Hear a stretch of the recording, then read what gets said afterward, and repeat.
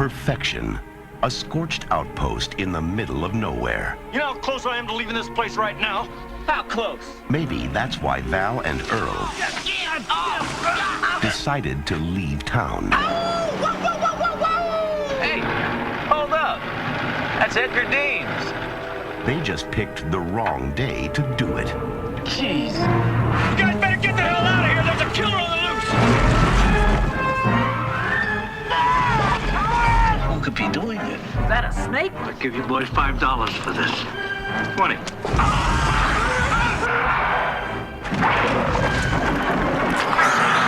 That's how they get you. They're under the ground. What the hell are those things? How could they eat a whole station wagon? But where do they come from? I vote for outer space. No way these are local boys. You see, they're headed right for us. No Richter scale can measure it. They're coming! No scientist can explain it. Bert, they're under the ground. You didn't get penetration even with the elephant gun. Run, run! And no one knows what to call it. Megaworms or suckers or suckoids. Now, this valley is just one long smorgasbord. Now, it's up to Val and Earl to save the world. That's one big mother. Who died and made you Einstein? And they know just what to do. Flip for it. Damn. Kevin Bacon, Fred Ward, Tremors. You on this power, boy!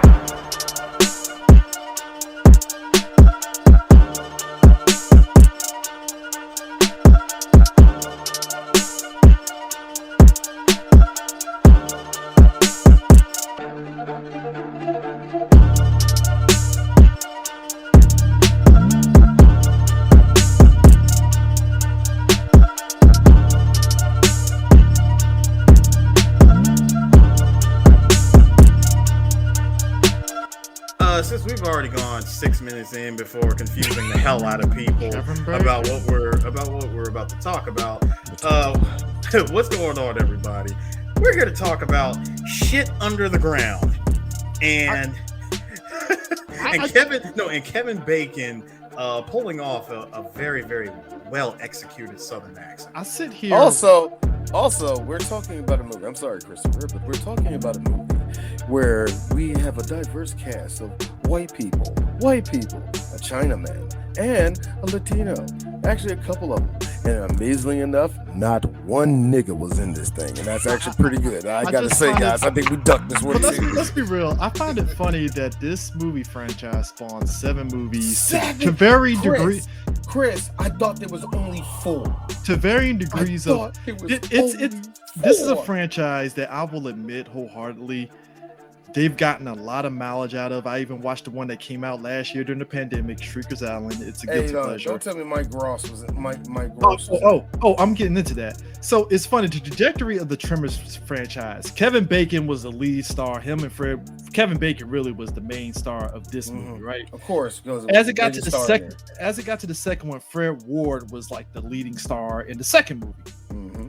When it got to the third movie, Michael Gross tagged in and was like, all right, I guess it's my franchise now. And ever since, from the third on forward, it's been the Michael Gross franchise, essentially. So let me get this straight. Let me get this correct. And Michael Gross has been in all the fucking Tremors movies. Wow. You know what? Yep. Sometimes you gotta cut out what you gotta cut out. Also, Family Ties, Michael Gross. I just find it funny. I know. It's just, I know. Who knew Second Life will be shooting aliens? What? They haven't figured out what they were, have they? They're ancient creatures. They're not aliens. Like they ran from. Okay, so the basis of Tremors was basically. Stop. Look at the person below you, Christopher. Look at the person below you. Oh yeah. Down. Yeah, how you doing? I just want Who are you? I just want to play the Ricochet theme song as I do this. But what is up, guys? Reckless Fox here, head of the Discovery Game Podcast and director of Morphin Network, and I am back. It's been a while since we did Above the Law, which is still one of the funniest things we did together. And then, obviously, for those of you who don't know, D helped me with Halloween 6, The Curse of Michael Myers, the actual cut, and the Snyder cut. I mean producer's cut. And Yeah, we hitting the clap back, so we gonna clap back. Yeah, and I am so happy that I'm here to talk about one of my favorite creature feature movies. In my top 5. I fucking that was too love this quick, movie. and I should have known because it was so funny. I'm like, who gotta get on for this motherfucker? Hey, Fox, you want to do Tremors? It was like that was quick, nigga. Like it was like when you message somebody and it said not been online since like 2 hours or whatever, right? It was like that for Fox. I was like, all right, do you want to do Tremors? Damn, nigga. Bro, I was at work when I saw. I'm like, I gotta go outside. I just find it funny that this movie got advertised as a horror film, but it's really a horror comedy. It really is. It's horror comedy. And the franchise has been horror comedy since the first movie. They have never ducked away from that. It's like, no, we're playing up for laughs, even though the monsters are deadly. I will admit the idea of these monsters, you can't walk on fucking the ground. That's scary. I ain't gonna lie. That is kind of scary. The fact that they can gobble up cars. Yes, you're not safe in your car, folks. It will gobble up your whole ass car. That lovely Crown Vic station wagon is going underground, dog. Now, also, if you happen to be a farmer, they do amazing hat tricks. Its only weakness, concrete. Concrete and America. Who knew? Who do old concrete and the good old American red state gun laws would be the reason why these motherfuckers die? This is the thing. Where I'm at right now. Let me make it very clear. I know there in gun law states, there are some robbers who are stupid enough to go in those homes and get their head blown off. All right. But let's just look at the whole stat. That shit, that never really works. This is the first history ever. Thank God this shit didn't happen. And I don't know. Let me get a good state. Thank God this California. Shit didn't. No. Thank God this shit didn't happen in motherfucking Maryland where the gun laws is fucked up. Well, let me point out something. Where I'm at, where I'm Virginia, we the only people that can help us. Well, let's be real. Where I'm at, right? If Tremors would have happened and I'm out in the country, I'm fucked. But if you live in like the city, you're fine because it's like what Tremors gonna hit the metro and they're gonna die when they hit the fucking concrete of the damn green line and shit. Hey Chris, don't talk too loud before Netflix said that Negro has a point there, and we have to diversify. Mike Gross, you want to go to Anacostia? He turns around, put those aviators on. Thought you would never ask. Tremors 8. Like he's like this. Tremors 8. You're not killing black people, Mike. Son of a bitch. Rated R. It has to be like where Eris is at in like Manassas. They gotta put Tremors out there. That's like it's like Manassas, Virginia. It's like Chris, there will be so many chest thumping white boys that will get bodied. Thank you. First of all, we need that. First of all, the ones that would get bodied first.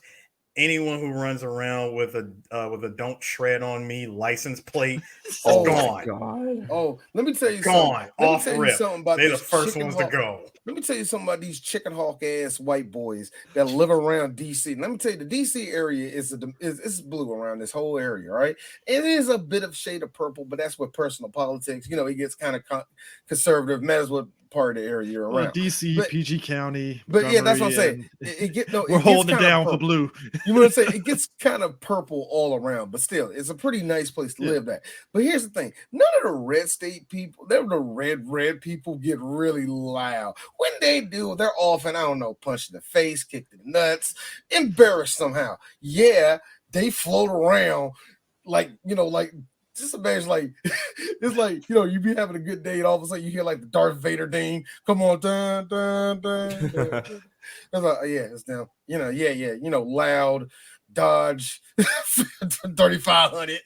Never hauled the thing in his life. If you needed the perfect companion for Michael Gross's character, Reba McEntire was perfect. Let me tell you something. I wanted to say this one thing. Reba McEntire, she's great. I love her. Hey, I will say this one thing about Reba McEntire because I never liked her like that. But I always say, hey, Reba, you look good. But I never wanted to be mean about her looks. And then I saw her in this movie and I can finally say, damn, bitch, you really did get some shit done to your face. I knew it. I never wanted to say it out loud.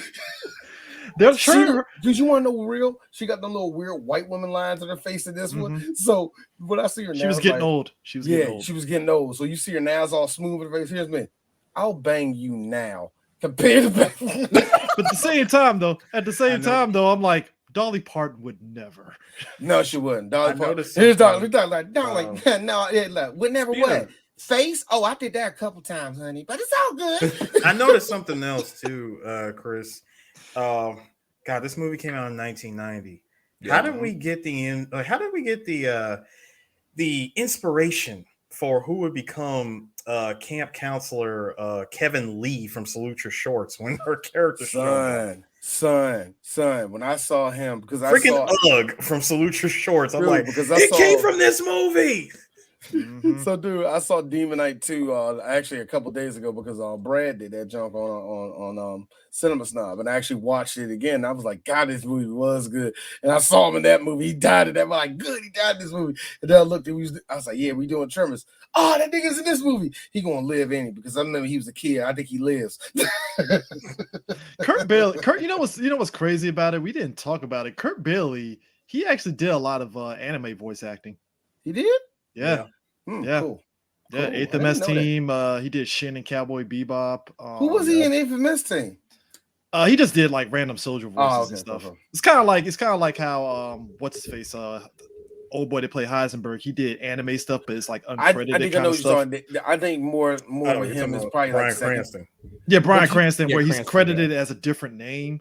Yeah, but I know what you mean. But I think with all the roles he did, there were similar voice actors that always stayed in the same circle. That they will be the ones that be usually on the A team, but for some reason it's like the B squad. It's not a bad team at all, but somehow Kirk Thornton's there. And would you say? Here's a question: would you say Tara Strong is part of the B squad? Hell no. Okay, she's been past that. And even I'm talking in anime terms, because if you look at anime terms, it was what you call the good ones that did all the rated R movies for Pioneer and manga and all that. Mm-hmm. But you notice there was two. But you've noticed there was two separate LA studios, and they all cross studios. But for some reason, sometimes it was like an A team and a B team. You kind of could tell. But for whatever reason, Kurt, Wendy Lee, and Steve Blum, they often went to both. And it was kind of weird how you look at that. But yeah, whatever. But I don't know how we got lost. But anyway, the one thing I appreciate about this movie is that I like that we as the audience and also the characters, we're learning about these creatures over the course of the movie. They're not info dumping you like in the first 5 minutes and then that's it. It's like over the course of the film, you're figuring out, all right, what works in order to get around these creatures. You find out like literally like 20 minutes into the movie. Yeah, it's like 20 minutes into the movie. Hey, if you're on a rock, it can't touch you because it's solid. Okay. 30 minutes in, I'm like, wait a minute. So they can hear everything. So even if you're pole vaulting, would they still know that you're moving? Like yes and no. See, I was still, but still know what I'm doing. I'm still trying to learn with them how this shit was working. So that is underrated in movies and in video games where you're like learning with it and you don't know it. You're learning, you don't know it. That's the best movies to me. Fox, I got a question for you. What's up? So after watching this movie, did you think that years and years later, this movie would give the inspiration for a 2-part film series called The Quiet Place?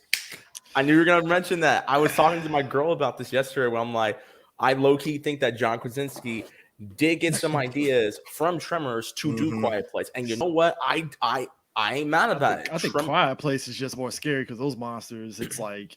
If you make a fucking sound, you make the slightest sound. You up and out of here. What you did was you took the scariest part of a video game and took the scariest part of a zombie and took the scariest part of what made Tremors and made it have feet.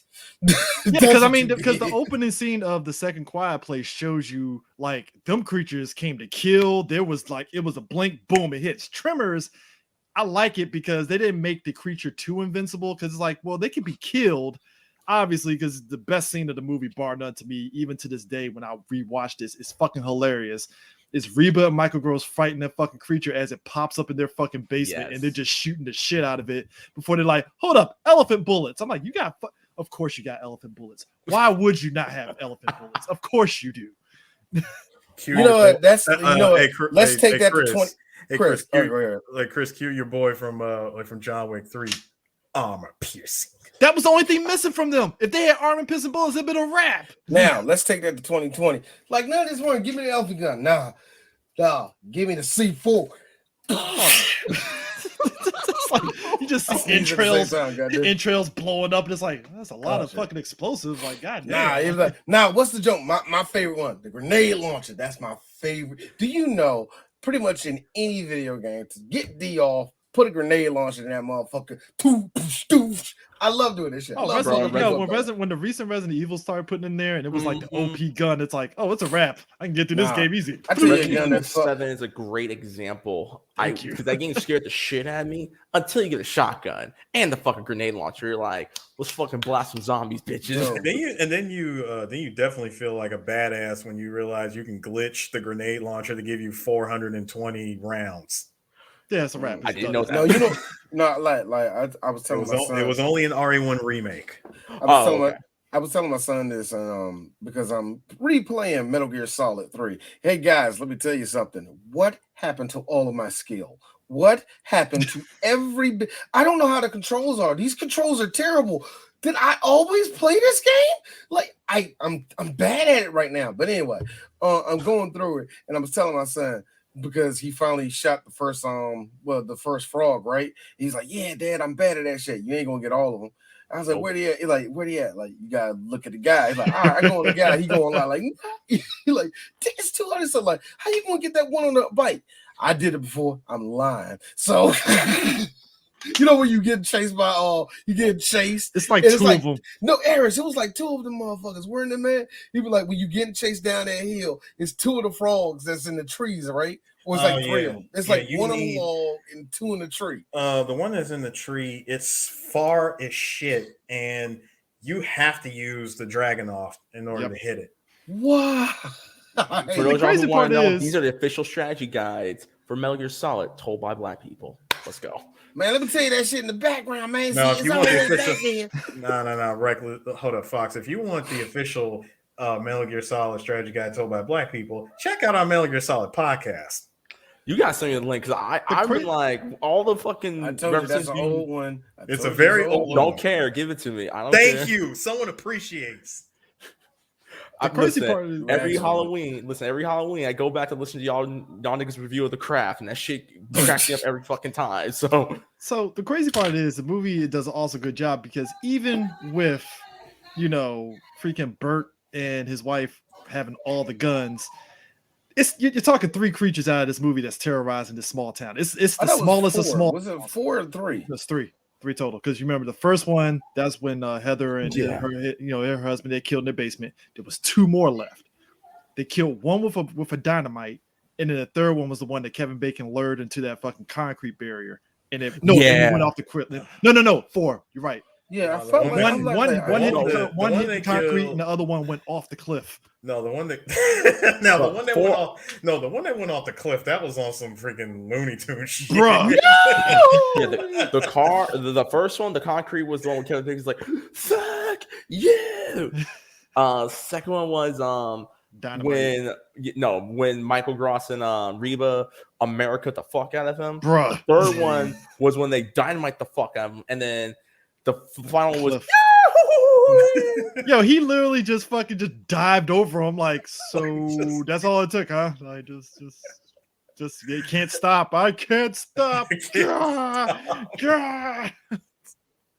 Well, that's the end of this soup. Can you imagine? So it's a wild to me. Can you imagine you and your wife? It's at nighttime. Y'all looking at the stars, and all of a sudden you get eat up by your car gets dragged underground. That's a shitty way. You groping, rounding third base, and all of a sudden, shit, underground is. You're getting pulled underground, man. First of all, if you were given a heads up, you would be like our boy from Brightburn. Nope. And the crazy part is, this guy and his wife, when he tries to pull off, it's already too late because it already got the fucking car locked. So it's like he can't drive off. It's a fucking Pontiac car. It ain't like it's a truck and stuff. So it's like, yeah, it's a wrap. You dig on the ground. And I like that when they find him, they can hear the radio underneath the ground. Like, the hell is that sound? I think it's a radio. Oh shit, it's underneath the ground. We're getting the fuck up out of here, man. I mean, just and the fact that these creatures, and again, this is like the smallest of small towns. And I mean, I've driven through small towns in Arizona and New Mexico and stuff. So it's not far-fetched that these kind of places, you knock over a telephone pole, it's like, oh, communications is knocked out. We got to go up on top of the hills and shit to get communicating and stuff, the mountains and stuff. I'm like, okay, this definitely is kind of wild and crazy here. At that point, you are looking for the fastest way out of that town. And that's on top of the fact that in this small town, they're all holed up inside the general store, which RIP to Victor Wong, getting killed. He got killed. I was like, from Three Ninjas. I gotta say, the fact I'm kind of mad that his name is just simply Chang in this Walter movie. Chang, sir. Walter Chang. What did you think it was going to be? The only Asian in Arizona, Sierra Nevada. I mean, could he Wait have? a minute, where were they? Could he have? I thought they were in Montana. No, they're in Nevada. No, they're in Nevada. Like, how Okay. could they? Like, how could he have a more obviously Hollywood Asian name? But you know what? Here's the stupid part. Yeah, you're right. Anyway, like I couldn't get around that one, man. Like, yeah, you're right. That's a. But I mean, this movie it like goes quick. Disgustingly Hollywood Asian name. I'm like, D, how many how many Asians do you know in your life? Mm-hmm. Now, what were their last names? Mm-hmm. But you live in the city, though, D. That's like saying Smith, is what I'm trying to say. Chang, Wong, or my favorite one, Hong. I don't know why they just go for Hong. That's just weird with me. Anyway, Keep it simple. No, Call Lee. I was gonna say, keep it simple. Call him Lee.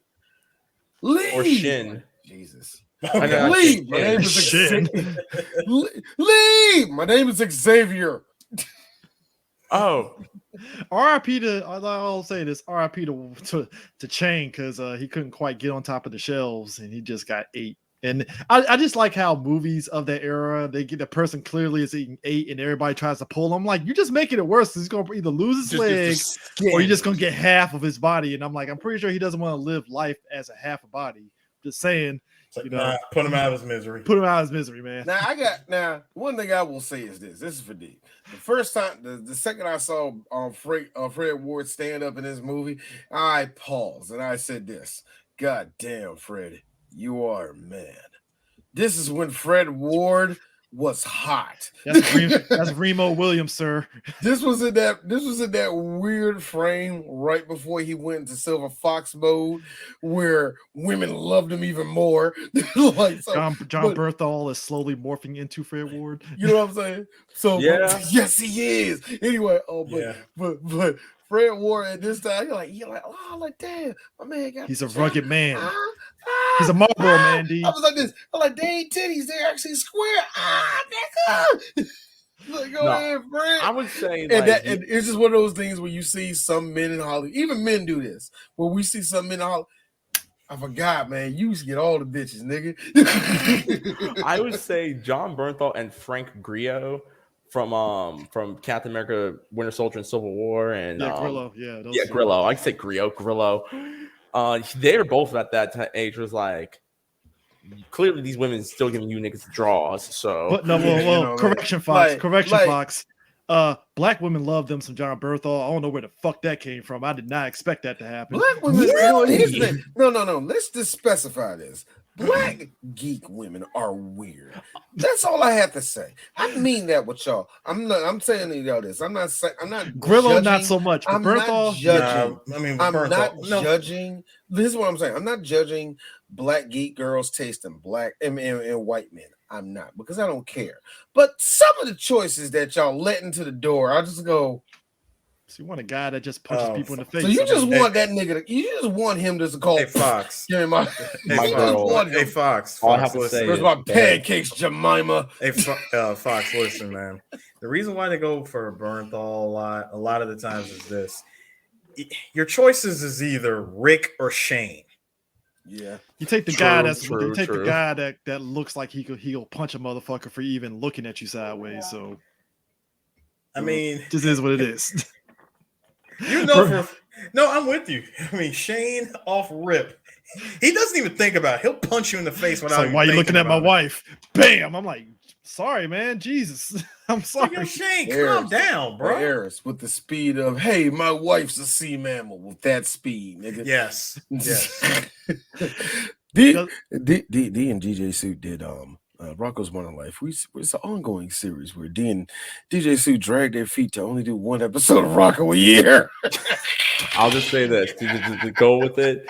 My girl, she's already said adult Aaron Yeager. That I'm like, and she's also said Drake, and I'm like, okay, that's you. Go ahead. Here's the thing. Here's the funny thing about enjoy your fantasy over there. Black girls and Drake are weird because most of them like no, ew, no. He's corny. And then you have a line of them. I let him get me pregnant. I mean, of course. But I mean, you're right. I'm only saying that because the baby would look really cute. Here's the crazy part. So you got Fred Ward, Silver Fox. He's still pulling bitches, and then you got Footloose himself, Kevin Bacon. Kevin Bacon, which I think like you're coming off the '80s, so Kevin Bacon, we're getting '90s Kevin Bacon now. Yeah, this is weird '90s Kevin Bacon, where some of his sex appeal was leaking off him, just like John Bon Jovi at the time, which is weird. The connection I have with those two. I felt Kevin Bacon came off the set of Footloose, even though I know Footloose came out earlier than that. It's like, hey, we're just gonna have you have the same hairstyle from Footloose and just pop up there in Nevada. Like, all right, I gotta say, for a white boy that got a nose that go up like this, he has done very well for himself. I like Kevin Bacon. Hey, he got an old girl. What's her face? Kira Sedgwick. Yes. Yeah, that's okay. Hey, D, did you know that this movie is Kevin Bacon's Congo? It is. This movie was his Congo. Something, Eris. That's saying, and I love Congo too. That's actually saying something when you look at the list of crap that Kevin Bacon's done. How is this the Congo? This is Congo. How? Like, let me see what he's. I can agree with it because I can agree with it. Go ahead. No, I'm saying seriously because when Ernie E. Hudson was asked like what was the most fun time he had doing a movie, he said Congo, and I'm like, okay, that makes sense. I believe that when an actor, that's what you mean. I understand. Like when an actor mentions a movie that they had like the most fun time doing, you think it's going to be their biggest movie that they've ever done. When it turns out to not be the case, it's never like that. Case in point, Schwarzenegger. The most fun time he ever had on the movie, Kindergarten Cop. To this day, he still says that's his favorite movie that he worked on. Alan Cummings from GoldenEye and every other movie said Spy Kids is one of the of course it is most fun with. It's like Rob Rodriguez was like, hey, we're having fun here, clearly. So it's and I mean Kevin Bacon is coming off of she's having a baby too. So what's up? This is the it's almost on that same level how when you hear basketball players say, all right, man, who was the first person to cook you? Allen Iverson to this day killed me. Man, that was Kevin Johnson. On the Suns, he dropped 30 on me, bro. I cried. Like, what? Kevin killed me. I'm thinking of all people. You think Jordan, maybe I was gonna say, was this before or after he crossed up Jordan? Eris, this is before he crossed up Jordan. This is rookie. No. Still, it was rookie year. Still, same day rookie year. Okay. I just want to know if it was before or after because now he had a reason to do it. He needed his comeback. That's probably what happened. He went out there and thinking it's Kevin Johnson. He 36. He about to go out the league. He ain't got it. He said, "Man, Kevin destroyed me." I cried. Well, you know what, Eris? You mentioned before we hit record about Different Strokes. The character, the kid that plays Melvin, he was in Different Strokes. Regular character, Ricky. Oh, no, yes, he was. Yep. And you know what? I appreciate the character of Melvin because he plays the annoying asshole that doesn't take the shit seriously. Because at one point, after one of the grab boys got killed, The Grab Boys themselves, they're very. I like those creatures. They're very. I think did Stan Winston kind of touch with these creatures, or was it somebody else? Let me check. I think that's a good question, actually. I want to say there's somebody else because there was a lot of practical effects in this movie. Oh yeah, the Grab Boys themselves, they're practical effects straight up through and through. I don't think there's no CGI with them. Oh, you can tell they were practical effects because when one of them looks like a long ass tube sock reaching through the freaking window. But these Grab Boys, they're big ass worms about the size of an actual car. They look like elephant tusk. And hence why you need elephant bullets to take them down. Jesus, because that's the funny part about this scene where the husband, where Michael Gross and Reba are like shooting at him and stuff. They put all the bullets and they even emphasize it like, dog, we used all the ammo to fucking kill this goddamn thing. It's ridiculous. How do you think rednecks back in the 90s that was watching this thing when they heard Reba's like, baby, magazine, and she grabbed it and popped that joke in there? I'm thinking to myself, there was a whole lot of the funniest little Eric and Chris. There was a whole lot of stubby 3-inch penises that grew up that day. The funniest shit ever about that scene is when she pumps out that pump action shotgun to get the tongue off her husband's leg. I laughed. I was like, go ahead, Reba. Go ahead, Reba. I'm like, yo. And the best part of the scene, meanwhile, the people up in town can hear the gunshot echoes like, the fuck is going on up there? You just hear.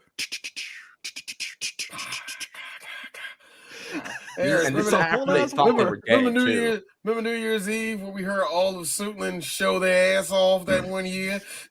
Yeah, I remember. That was fun. Try being out here in Southern Maryland. It's the same thing. Hey Chris, you all did like this.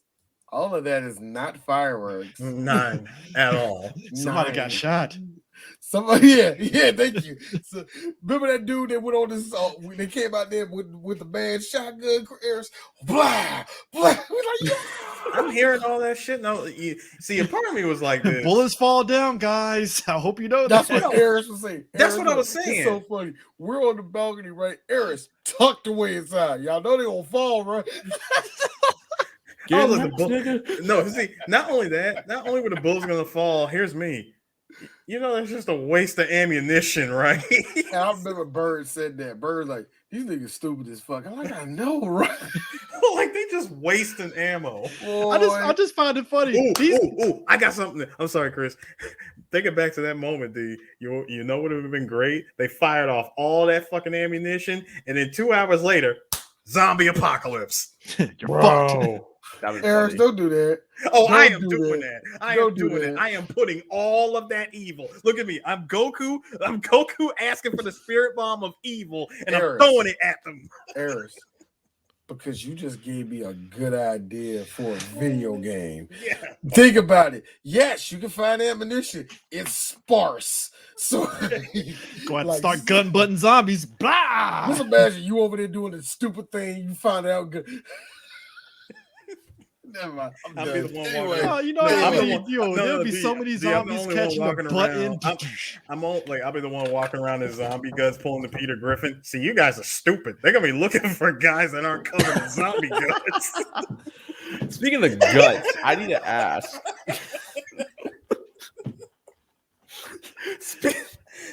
I'm sorry. I'm so sorry.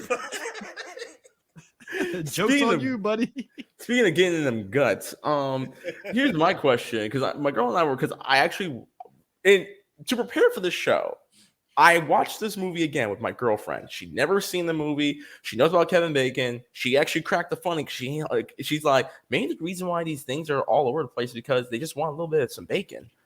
And I'm like, ha ha ha ha. But no, we were wondering, when they get splattered and their juices just fly all over the place and shit, what is it made of? Is it like carrot juice? Is it like pumpkin? I'm gonna say guts? corn. I would probably say corn syrup.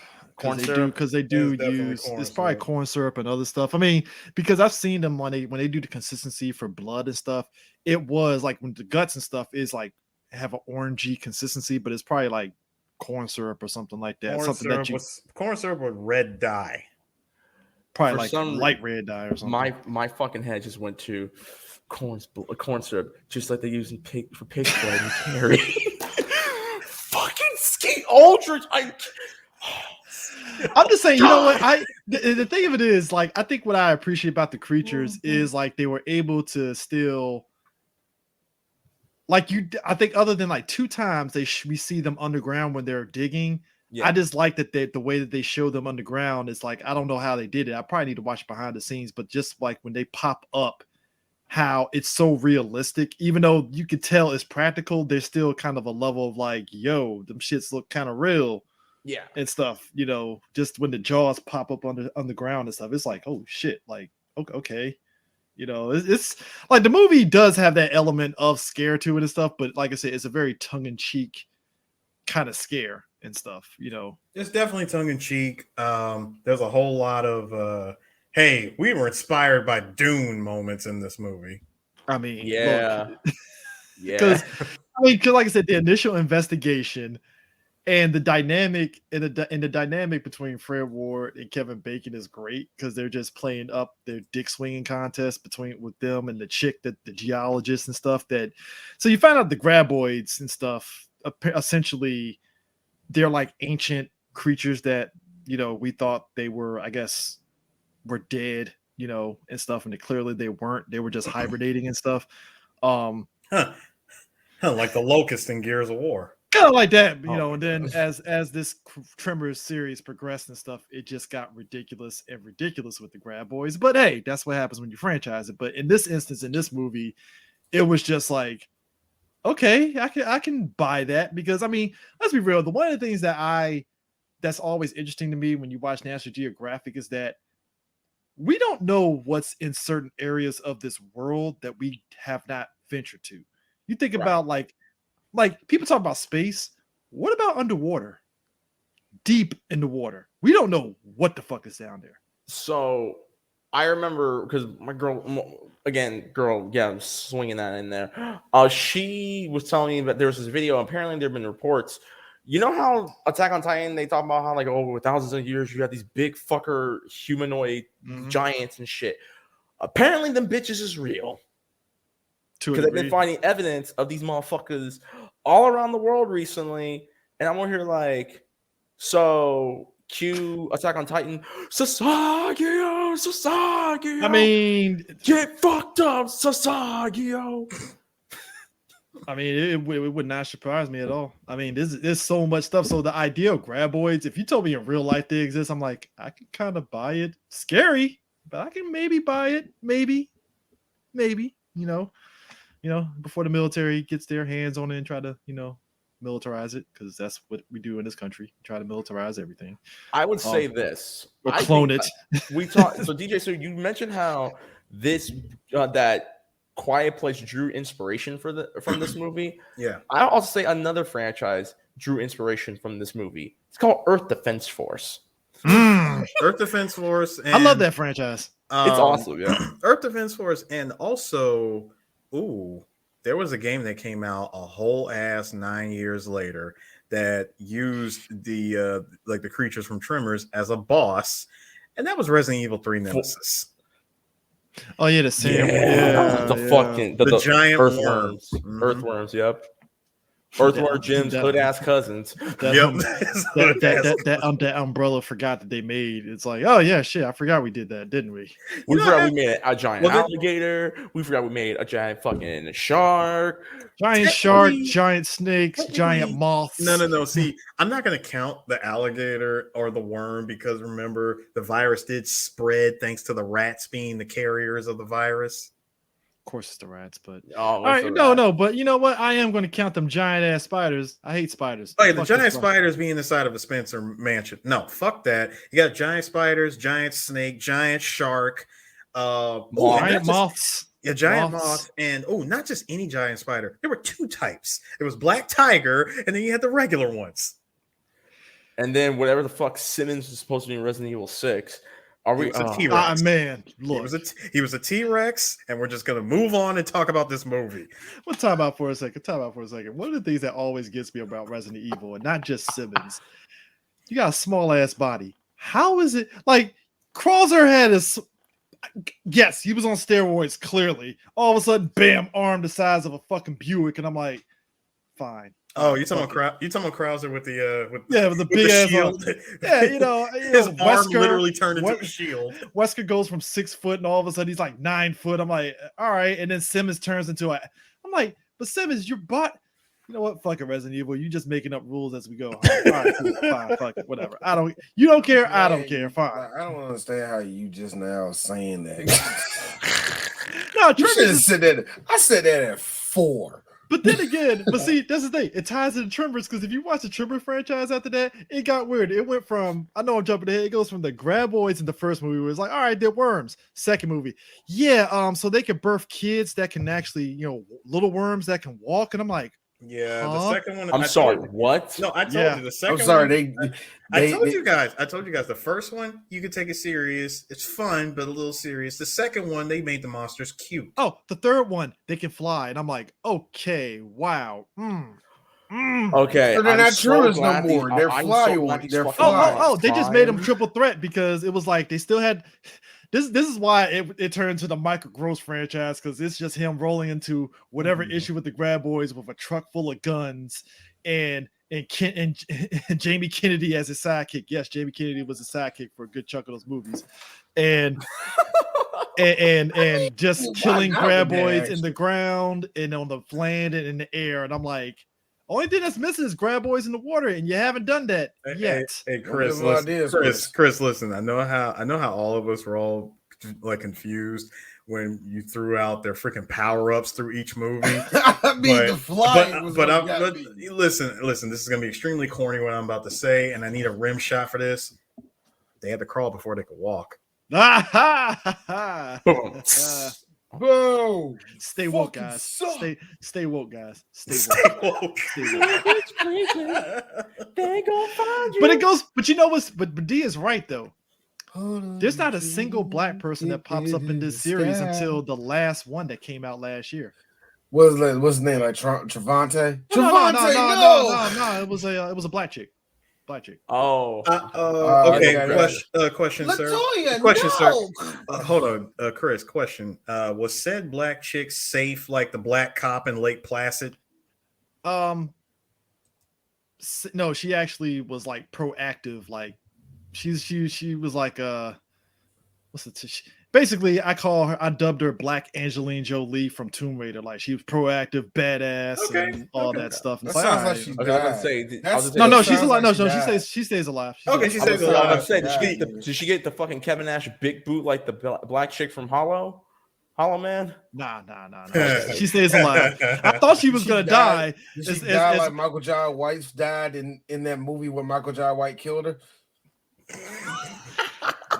That was weird. That's an awkward ride home. I was like, oh yeah, they're banging each. Oh, that's his wife. Oh.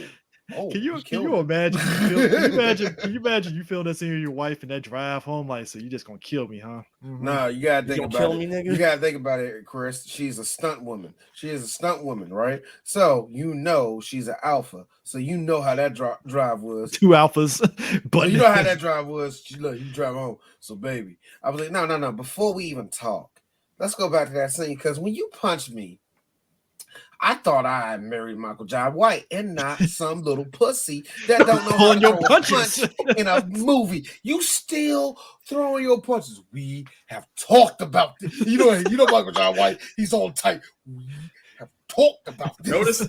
D, hold on. D, you got to remember that when he does that, he flexes. Yes. So like you see that one titty like so tightened up. Yeah. He might as well have been fucking Armstrong from Full Metal. We have talked about this. I'm not gonna hope. As your husband, Michael Jai White, I have. They give alpha hugs when they make it. And they both got they both got the sparkles. You gotta think about man. So after they have sex, they chest bump. Like what do they do? Oh man! That was an awkward ride home, nigga. You don't know how to do it. So let me get this right. So what degree black belt are you? Like, so you want to bring out stats? You want to bring out stats? So what is you? Wow! So you that toxic? You one that brought up stats. Get home No, all of D, a you sudden. forgot. No, D, at this point, you forgot. Oh, so we don't talk about stats, huh, nigga? Forgot that. Only thing missing from this is like we need. This is something that I'm kind of glad that Tremors didn't do. We just get a scene where like Michael Gross punches a Tremor in the face. Hasn't happened in any of the Tremor movies. I'm shocked. I am genuinely shocked that hasn't how's happened. that a fact? How is that not a fact yet? Because that sounds How like did you let Power? No, how that did you would have let- been a. No, real talk. How did you let Power Rangers beat you to the punch with No, right? Fuck that. with Fuck Tommy that. Roundhouse No, kicking no, the damn no. T-Rex? No, how do you let Will Smith beat you to that? Welcome to Earth. How do you let him do that?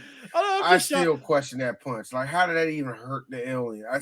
Meanwhile, fucking the Secret Service had to pump like 20 bullets inside the motherfucker, and it still didn't die. And I'm like, so they one had the right hand from a nigga from Philly.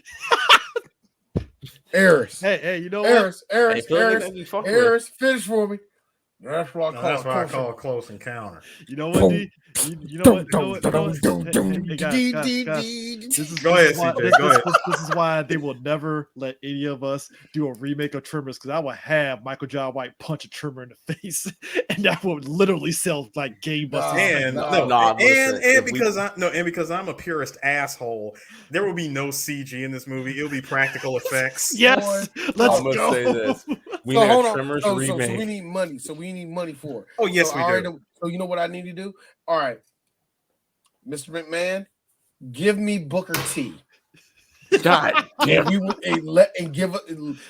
I can put WWE films on it. Yes, you can. You're so black and you're so random black man in my office right now. No. Here comes the trailer. Booker T. Scissor King. Actually, no. Actually, the Kavit would have to be. It's like, all right, you give me Booker T, give me New Day. No, we can't get New Day. They're too high. Too high. They're too high. They're no, give him MVP. God, would he say yes to it? Hurt business. The hurt business. Because think about it. You know Booker's with the shits for that. He'll be with the shits for that. Now, I don't think Bobby would say yes. A part of me would think Shelton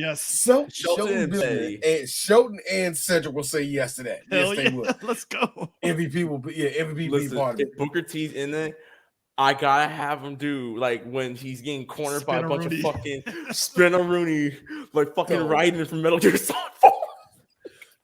Spinner-Rooney he does all that. He does all that. And still gets while pulling the freaking creatures. No, these fucking creatures try to use their tongues and fucking just ride.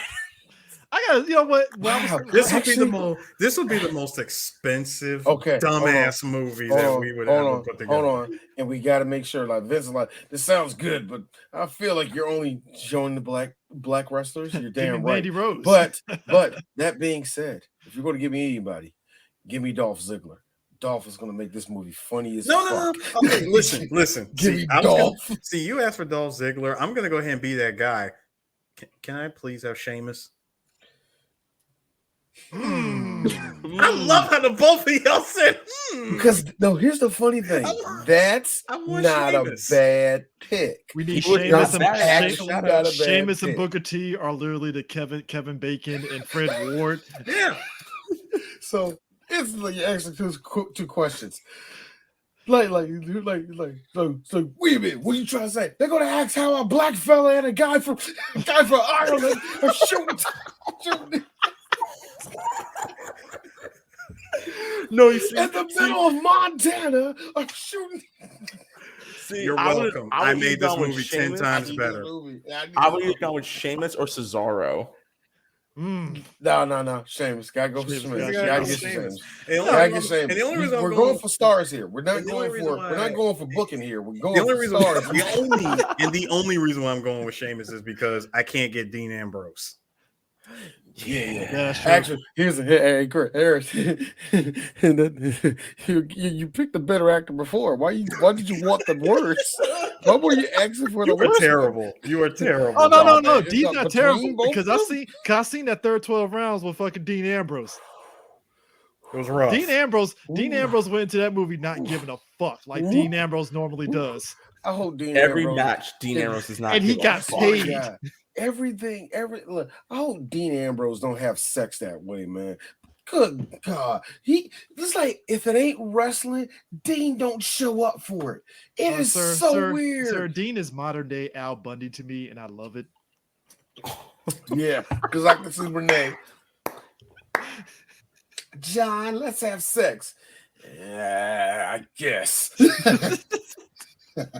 No, but before we go, Deathmatch. But Melvin, just cutting himself. I'm like, D, why are you cutting yourself, sir? It's like That's how I come. He just takes a off more, bats himself over the head. Nah, but yo, Melvin was such an asshole. Kenny Omega kicks the door in. Well. And it's like, wait, why are you wearing barbed wire as a condom? Don't judge me.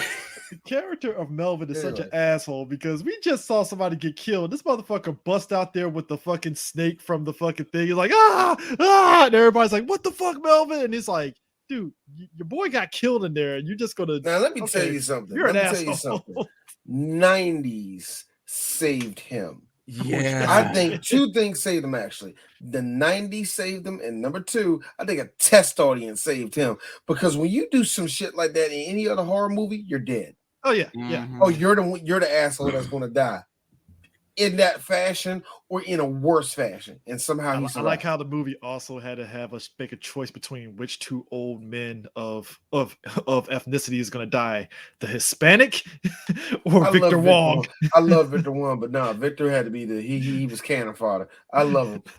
He had a job. He needed a job for the graboids. It's okay. Yeah. We needed to stand on his shoulders. Miguel survived. Trust me, he's fine to be cannon fodder because he would go on to greatness. That is Three Ninjas. This is true. I just like how Miguel, yes, the Hispanic man is named Miguel. Oh man, I thought his name was going to be Jose Juan Jorge. I really thought it was going to be worse. I feel Miguel is more dignified, but it's still kind of in that same boat where it's like Miguel. No, it's fine. So it's like having a name like David or something like that. You know, it's much. Hey, listen, it is much better than being Hector Juan Hernandez. Hector. Hey D, what will you think his name be in real life? It'll be something normal, but it'll be different. Ernesto. Yeah, baby, Ernesto. Yep. It'll be like something Ernesto or something like that. Or Edwin. Edwin? Yes, Edwin Hernandez. That's my name. My father was Edwin Hernandez. Feel like my father was Edwin Hernandez. Where he from? Venezuela too? Shit. I know y'all had English names down there. Shit. Anyway. Oh man, but and it's also too because the guys that wrote this, they wrote Short Circuit. Which one? The first Short Circuit. As if you couldn't tell. I didn't know it could have been the second one. No. There's a lot. Johnny Five is alive crap in this one too. So No, I'm just saying, as if you couldn't tell that the guys that wrote Short Circuit wrote this. I mean, the sensibilities of a Short Circuit kind of pops up into this. Okay, guys, there's a creature. They did both short. I can't believe you did Short Circuit. There's a thing. That's what's funny. One of those writers. Former Navy guys that were like geologists. The backstory was that they were doing a job sitting on a rock. Sitting on a desert rock. And it was like, well, what if there was something that wouldn't let us off this rock? And they basically brainstormed the idea of land sharks. That was the initial name. Just like that. This movie comes into it. I hear that. I understand that. Hey, D, what do you heard? I heard that two dudes did shrooms and went outside and sat on a rock and tripped out. And luckily, both of them remembered the psychedelic dream they had. Dude, it was like sharks, and he was like, we couldn't get off. And every time we tried to do, they heard our footsteps. You gotta fucking write that. All right, now let's do the cocaine so we can write that script. This is almost like the movie that came out. I don't know if it was last year or the year before, where it was about like the floor is lava and shit. Yeah, that shit. That's what it sounds like with this. No, it was an actual movie of these teenagers. One of them was the chick. Wait a minute, I thought it was a game show. They made it a movie? Awesome. bet that don't sound. I bet Yeah, it was if they terrible. if they touched the sand, they literally got sucked in like it was a fucking quicksand and they died and shit. It was fucked up. It can't be it can't be as sounds stupid like as that movie Killer Sofa, but okay. That sounds like a game show that Japan would do. That sounds terrible. is what Who I poop said. last? Yep. Who poop last?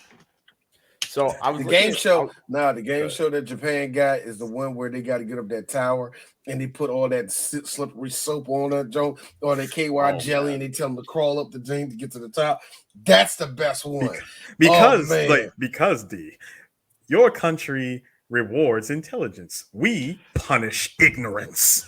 It's like that fucking Here's the episode. funny Of, thing. it's like the Here's the episode funny of thing, Regular man. Show when they made fun of that shit. You're right, because the Regular Show characters did the same exact thing. Where it's like we don't reward intelligence. What are you talking about? The Japanese have a weird thing. They don't like stupid. No, They'll they do don't. a lot of stupid. They'll but do they don't it. They'll do it. They'll respect it. Yeah, So I want- everybody that's on there, they're laughing. They're having a good time. Second that door closed, dishonor to our family. Hey, I watched Takeshi's And Castle. you didn't win. And you didn't win. I watched Takeshi's Castle. The people are having fun, but clearly they gotta Oh, find ways to make that shit fun. Oh my God. You can tell that they don't make it to the end. Dishonor. Seppuku maybe. I mean, you seen the fucking Ninja Warrior and stuff when they do them backstories and the people. I was a salaryman. I didn't quite get to the second round. I was very dishonored. I'm like, dude, it's a game. It ain't that serious, man. But you know, the truth of the matter is, we can listen to all of their backstories, and it doesn't mean shit. Because, in my opinion, and I really Well, you lived over there, so you. No, Yeah. no, This and I would be really mean great. because I really mean this. Like, in my truest opinion, it's not even about who had the sappiest backstory. It's honestly who was the most hungry. Yeah. It's like that one fisherman. What was that nigga's name? Makoto Nagano? No, won not the yet. Ninja Warrior? Nagano. He was pretty much the like a triple crown winner of fucking Ninja Warrior and Yep. shit. And to me, I'm like, I don't even care what his backstory is. The fact that a freaking fisherman did this. I know, right? I'm like, my man cleared an obstacle course in 30 seconds. Meanwhile, Hold on. Meanwhile, you got a goddamn track star over here been training for this shit their whole life, and they fail in the first half. Or it starts turning into HDTV. Yeah, I'm a lizard collector. I make $1 million a year, and I'm in Ninja Warrior. And I'm like, why are you in Ninja Warrior again, sir? Hold on, DJ Sue, hold. I collect exotic tigers and have a gay lover, and I'm going to be on Ninja Warrior. Apparently, he does. You know what? Hold on. You know what? I like the cut of that man's jib. Let's see what he does. All these motherfuckers doing P90X in their spare time, and I'm like, I love it because it be the main motherfuckers do P90X. They trip up and fall down, Bruh. Which, you know what? in seconds. You know, and that'd be something I would love to see. If they could ever rig that shit together in Ninja Warrior, have a freaking Tremor creature come after them. Hey, all it takes on Ninja Warrior is one dad bod to win it all, and all of a sudden, all the other dad bods are like, "Yes, vindication." You know how the dad bod wins when the creature comes up, he punches it. I know, right? You know what? Harris, I know it's not the same thing. It's not the same thing. But those mummies and Legend of the Hidden Temple had the same effect as it would if it was Tremors. I don't give a fuck, man. Look at them motherfuckers came out the floor. They would come out the floor. I'm surprised nobody has got. Them I got a motherfuckers rebuttal. scary, man. No, I got a rebuttal for that. First of all, those temple guardians, the temple guards that show up. And the reason why I'm using air quotes is because at some point in time, I don't know if it was an early camera that missed his cue or if the guard itself had missed his cue. He popped up early, and I'm like, hold up. I remember that. I was like, how does anyone not see this? How do you There was a couple people that saw him, and they tried to make it seem as though they got caught. And it's like, no, motherfucker, I saw you before you saw me, so I'm not caught. I was what like, are you doing? And I'm looking at the kids like, son, if you do not juke your ass out of that situation, man, I'm gonna tell you something. Tim got fired that night. Like, but hold on, D. I'm sitting here. Wait, D. I'm also trying to. I'm sorry. I'm over here trying to defend a bunch of kids that can't seem to put together a freaking 3-piece monkey statue. Okay, I can't. Okay, I can't make that up. Look. 3 pieces. How do you fuck this up? All the other puzzles on there, I understand. You're panicked. You're trying to figure it out. But that one, These dumbass kids putting their head on the bottom. It's quite simple. It's quite simple. Head, middle, bottom. Hold on. DJ, I got you. Hold on. Let me put it like this. Hey, come here. I heard your kid's gonna be on the show. My name is Carmine. Okay, let me tell you something. Your kid's going to lose. We'll pay you. If he wins, we wait. I can't tell you what's gonna happen. We're just gonna send in the wolf. You go get the gabagool while you're at it. No. Like this. So I heard you with the blue barracudas. Yeah. You want to swim with them?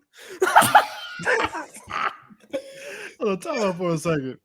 You know what was also funny? No. I was just telling. I was just telling the kid I wanted to go fishing with him. So I ain't saying nothing like that. So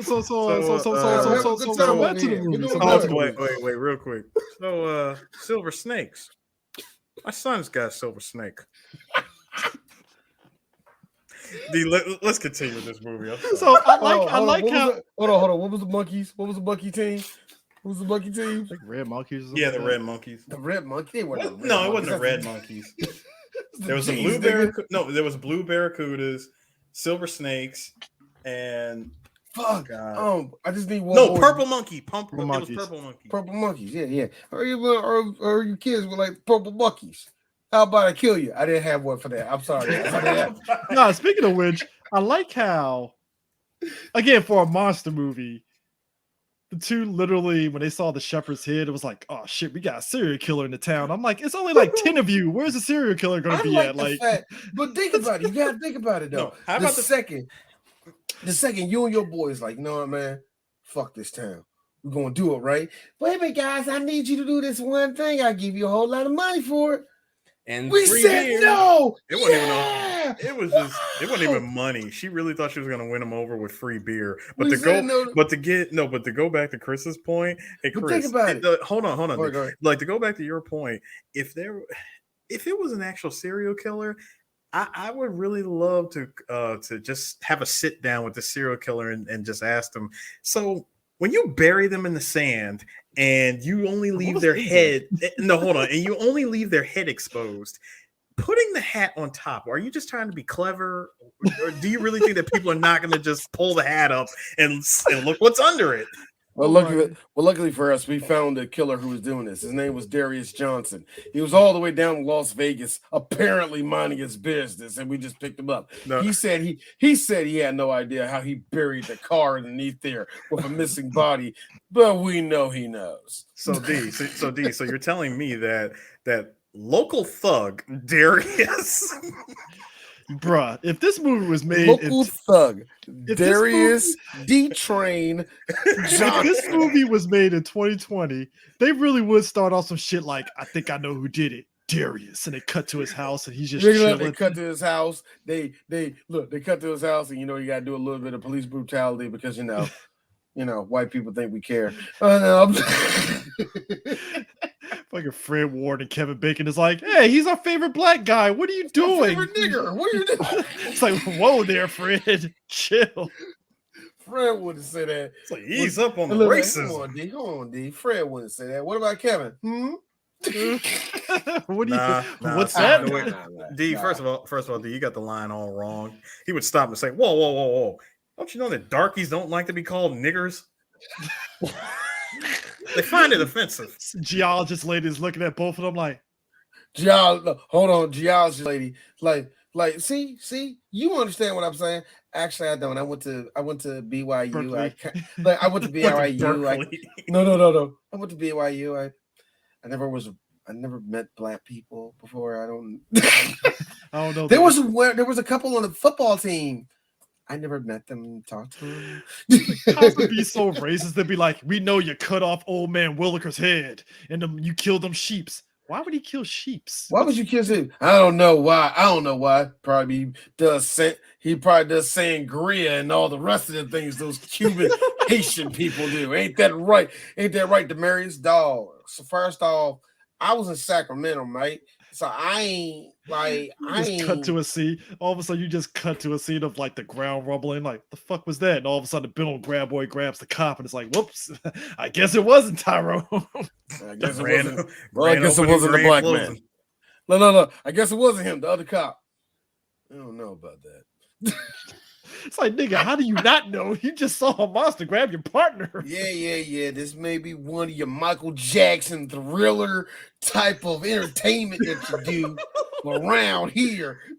No, but Sue's right though. The fact that she was like, "Hey guys, I got a 6-pack of Coors over here, and if you help me do this," I'm like, I don't think that's gonna work, man. And think about it. It's 1990.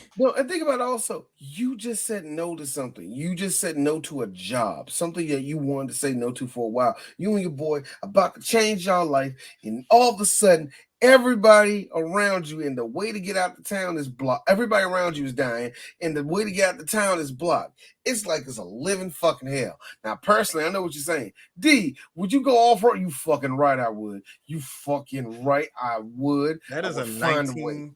That first of all, they're rolling around in a 1970 something Gladiator. Yep. Okay, look. First off, look. I ain't got no answer to that either. No. Before you even said anything, like I said, they're riding around in a 70 something Gladiator. They'd have been fine. I don't know, man. That being true, that being said though, I don't know, man. Now there's a lot of rocks out there, so but I don't know. I mean, now going off road and. Yeah, we got the creatures, and they do come out of sand. And you know what? They'll look at that truck and be like, "Nigga, it's Tuesday. We got this." Nah. See. What they fucked up is that we could break concrete. Yeah, we can break concrete, not stone though. Like that shit, no man. That's different. It's kryptonite. That's different. That's a mountain in it. Shit. God, yeah, man. I just find it funny that old girl. Here's how much plot armor she has. She only loses her pants because we need to see her panties, and I'm like, all right, movie, I guess. Most basic ass panties ever. Sure. Let that be me. That monster would have my leg, and I'm done. I'm like, guys, it's been real. They got my leg. I gotta tell you, that she got out of that. She got out of that with only just light. Unbutton your pants and get it off. I'm like, no, huh? She got out of that shit with light scratches from the barbed wire. She got out of that with movie shenanigans. Mm-hmm. Because let that be me. I ain't gonna lie. If that was me, I'd be panicking. R.I.P. me at that point. I'm like, I wouldn't even have thought to take off my pants. I don't know. I think the worst thing in the world is like, you know how everybody's like, bitch, get up. No, technically, you're taking your pants off while Kevin Bacon is taking your shoes off. You can make it. Yeah, true. And then you just have him and Fred be like, them legs. Because 90s, legs are a thing. Remember that time when white guys were obsessed with legs before they got obsessed with butts because left. No, anyway. Sir Mix-a-Lot and all them kind of put even white boys got to say, baby got back. Yeah, white boys didn't admit that until about 2004. That's the weird thing about you're being nice on that 2004. Yeah, I was gonna say 2008. Yeah, no, 2007. 2007. Actually, it's funny you say that because wait. When did J-Lo started banging and Ben Affleck? What year was that? That was 04. 04. Yeah. Oh yeah, 01. No, I got y'all mentioned like the perfect face. Hold up, I got one for you. Let me see. Hold up. These are the same guys that wrote this movie. They wrote Ghost Dad. Yeah, and also the director of this movie. But also, the director of this movie, Ron Underwood, has done a bunch of crap. Chris, throw it in.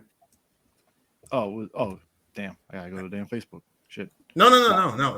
Share the screen. I just shared it. Oh, that right there. Let me tell you something. Let me tell you something. I don't know if it's the red state in the air, or the haircut, or the rugged chin with the salt and pepper going on, or the Marlboro. But I know one thing. Or the shirt. I know one thing. That says blue collar. That says America. Notice. This was a literal blue collar. Hold on. Notice. This was right after Homegirl had to take her pants off. Yeah. That looks like erection in Chevy truck. Like you like. Like a rock. That look on his face. That look on his face. Smiles and Wranglers. while Sam Elliott narrates it. No, God, Sam Elliott. That was the First of all, wide. That was the day your mama conceived you. This is the look of a man that says, "I'm rugged, but I have no problem smoking Virginia Slims." I gotta tell you something. I haven't masturbated in the last 55 days because porn is kind of sparse out here, out in the wilderness. But young lady, I think I might give a tug for you. Just all these Sarah J videos with her, these big black. God, it's 1990s. It's 1990s. I'm sorry, my bad. Sarah J was just having sex with black guys for no money at that time. You mean high school Sarah J? She would, that would have been high school. That probably was high school Sarah. I think Sarah J's like 70 and she's not telling nobody. But hold on. She's like 5 years older than us. I just want to point it out that when I saw that scene and I just saw him looking at her, I said, bro, he is like mentally telling her, I bet you smell like sunflowers. Girl, I'm about to tell you something. There's something about young women.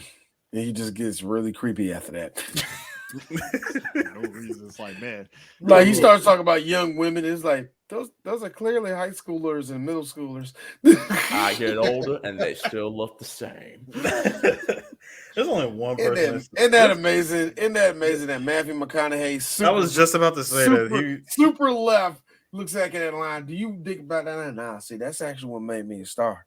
So you got to respect the steps that you made to know where you at today. See, it's kind of like a carnival, right? And in there were clowns. I find it ironic that this movie I'm gonna need you to understand one thing.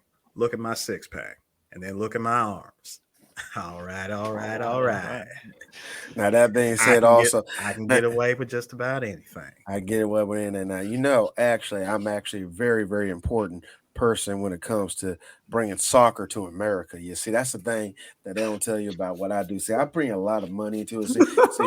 It's just not just the additional revenue that comes in. See, it's real easy to talk like Matthew McConaughey. It's like doing Jeff Goldblum, but just go to random subjects that are very, very interesting, and you never really finish telling them. So he's more of a smooth talking version of Gary Busey. Pretty much. No, but Gary Busey is different. Gary Busey is just madness, okay? That's madness. I find it ironic that Jack Palance was actually going to play the part that Fred Ward was playing. No, God, no. Good. Thank you, Jesus. Jack Palance is like Clint Eastwood light. No, Jack Palance is what happens when he's Clint Eastwood light, man. I'm sorry. Like, I don't want to call Clint Eastwood light, but you know what? That's probably saying it best. Imagine Clint Eastwood if he was ugly. That's what happened. Jack Palance should have gotten everything what Clint Eastwood got, because technically I think he's a better actor than him. Technically, I've seen Jack Palance doing roles he had no business doing. The same director that did this got him for City Slickers after he did Tremors, and he's actually funny in City Slickers. Good example of some shit Jack Palance had no business showing up for. Kroll. He had no business to actually take that accent seriously. And he did. Now, would Clint Eastwood do it? No. You know why? Because he has a better agent. His agent would never tell him to do that movie. But not with Jack Palance. Well, Liam Neeson was in Kroll, so you know. Jack Palance is just one of those dudes, man. Like I said, he was Clint Eastwood. he was the rugged man and stuff, which ironically I like how the City Slickers 2 was like, yeah, I'm his twin brother. I'm like, sure. Actually, I would say he was more not on Clint Eastwood. Who's your boy? Cold Dead Hands, Charlton Heston. I will say that Palance was more. Yeah, he's probably leans more Charlton Heston than anything else and stuff. He would be more the kicker too, on top of that, was that, and this is the crazy part. So before they went to Kevin Bacon, Universal landed on Kevin Bacon, they were considering Matthew Modine, Bill Paxton, or Bruce Campbell for the role. I can see Bruce Campbell. I can see Paxton. Yeah. I can see Modine. Be honest really? with you. Modine and Paxton. Modine and Paxton will be the two people I see on this one. Bruce, I can see just because Bruce, this is right up Bruce's alley and stuff. But Yeah. Modine is kind of weird because I never really took Modine as somebody that can do something like this. It's kind of weird. I mean, hey, Chris, the other reason why I see Paxton doing it is because as we get later into the movie, as the movie progresses, Kevin Bacon's hair becomes Paxton-like. Oh yeah, it does. Yeah, very Paxton-like due to the stress and tension of shit that's happening. Stuff coming out of the ground, creatures coming out of the ground, snatching up people, and suddenly his hair just drops. I mean, it's yeah. Funny because I was looking at more of Ron Underwood's work. Aside from Tremors, he actually, speaking of Bill Paxton, he did do Mighty Joe Young with Bill Paxton and Charlize Theron.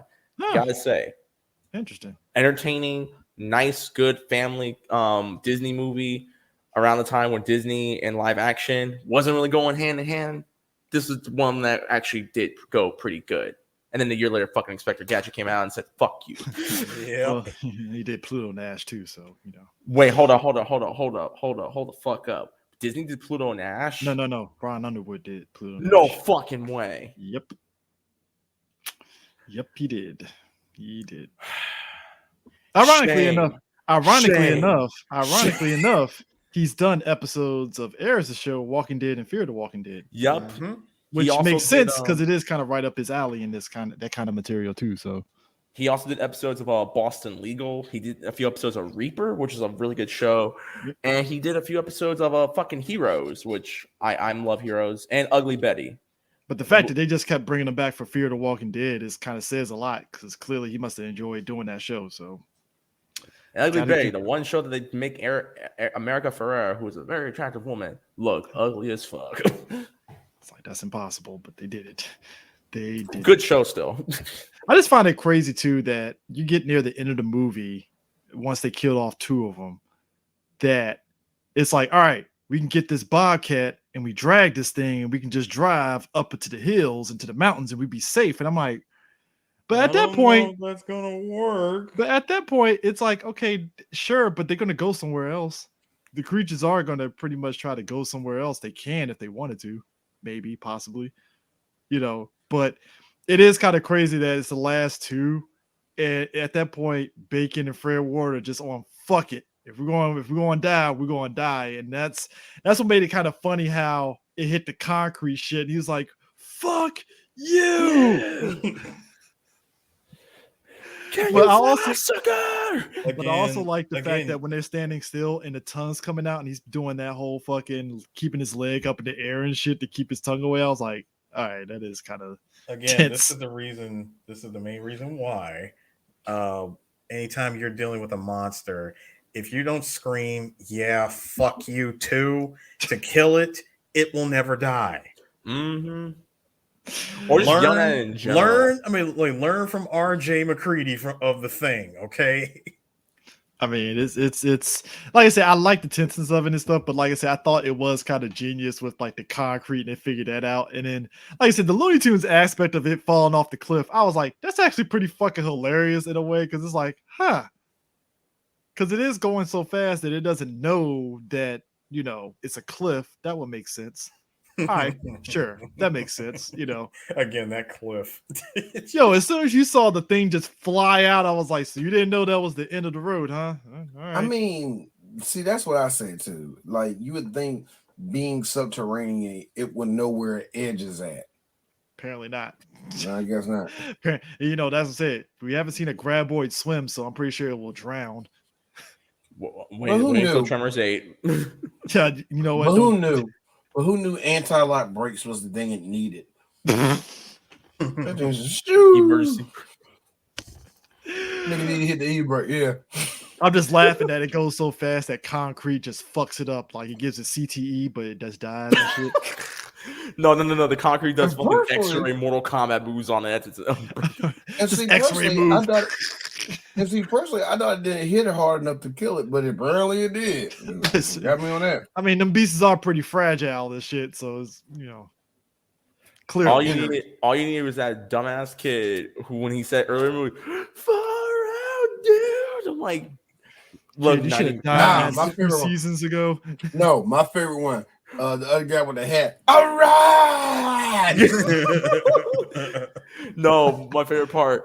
We can't get through it. Like, here, son. Yes, you can. Fucking Bert gives him the gun. He's like, this shit's empty. Why would I give you a live gun? It got you moving. It got you moving. No, that's a good one. Man. That's a good one. Not like that. Like.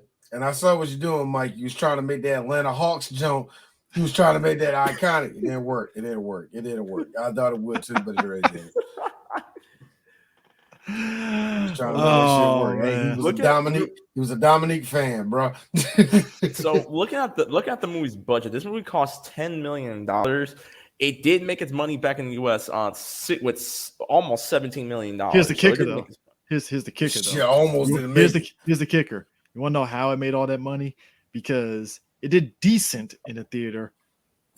People forget the home video market was huge. It made a fucking killing on the fucking rental and home video market. Big time. A lot of the creature features. This one, Critters. Especially Critters. The who's a Goon? Not the, what's it called? Ghoulies. The Ghoulies. Yeah, and Ghoulies. God, it felt like it was another creature. Even Gremlins too, to a degree. The clown movies, Killer Clowns from Outer Space. All of those really benefited of going straight to video, man. And a lot, and still to this day, you still see that crap, man. A lot. Some of these really, really good scripts benefit from that. I think it's got to be hard now, man, because if your shit, like if you make a horror movie and it goes on slasher. That's not a lot of people watching that shit. You were ready to go for, you know what I'm saying? There's so many different platforms. I mean, look what came out. Look what it came up against on opening weekend.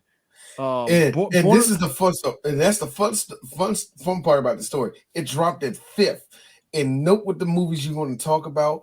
Technically, this movie is remembered way more than any of them. Born on the 4th of July, Tango and Cash, War of the Roses, Internal Affairs, Tremors. Always, Still Magnolias, Little Mermaid, Driving Miss Daisy. Now, Little Mermaid. 6 week it was at that point. Little Mermaid and what was the one before? Still Magnolias was huge.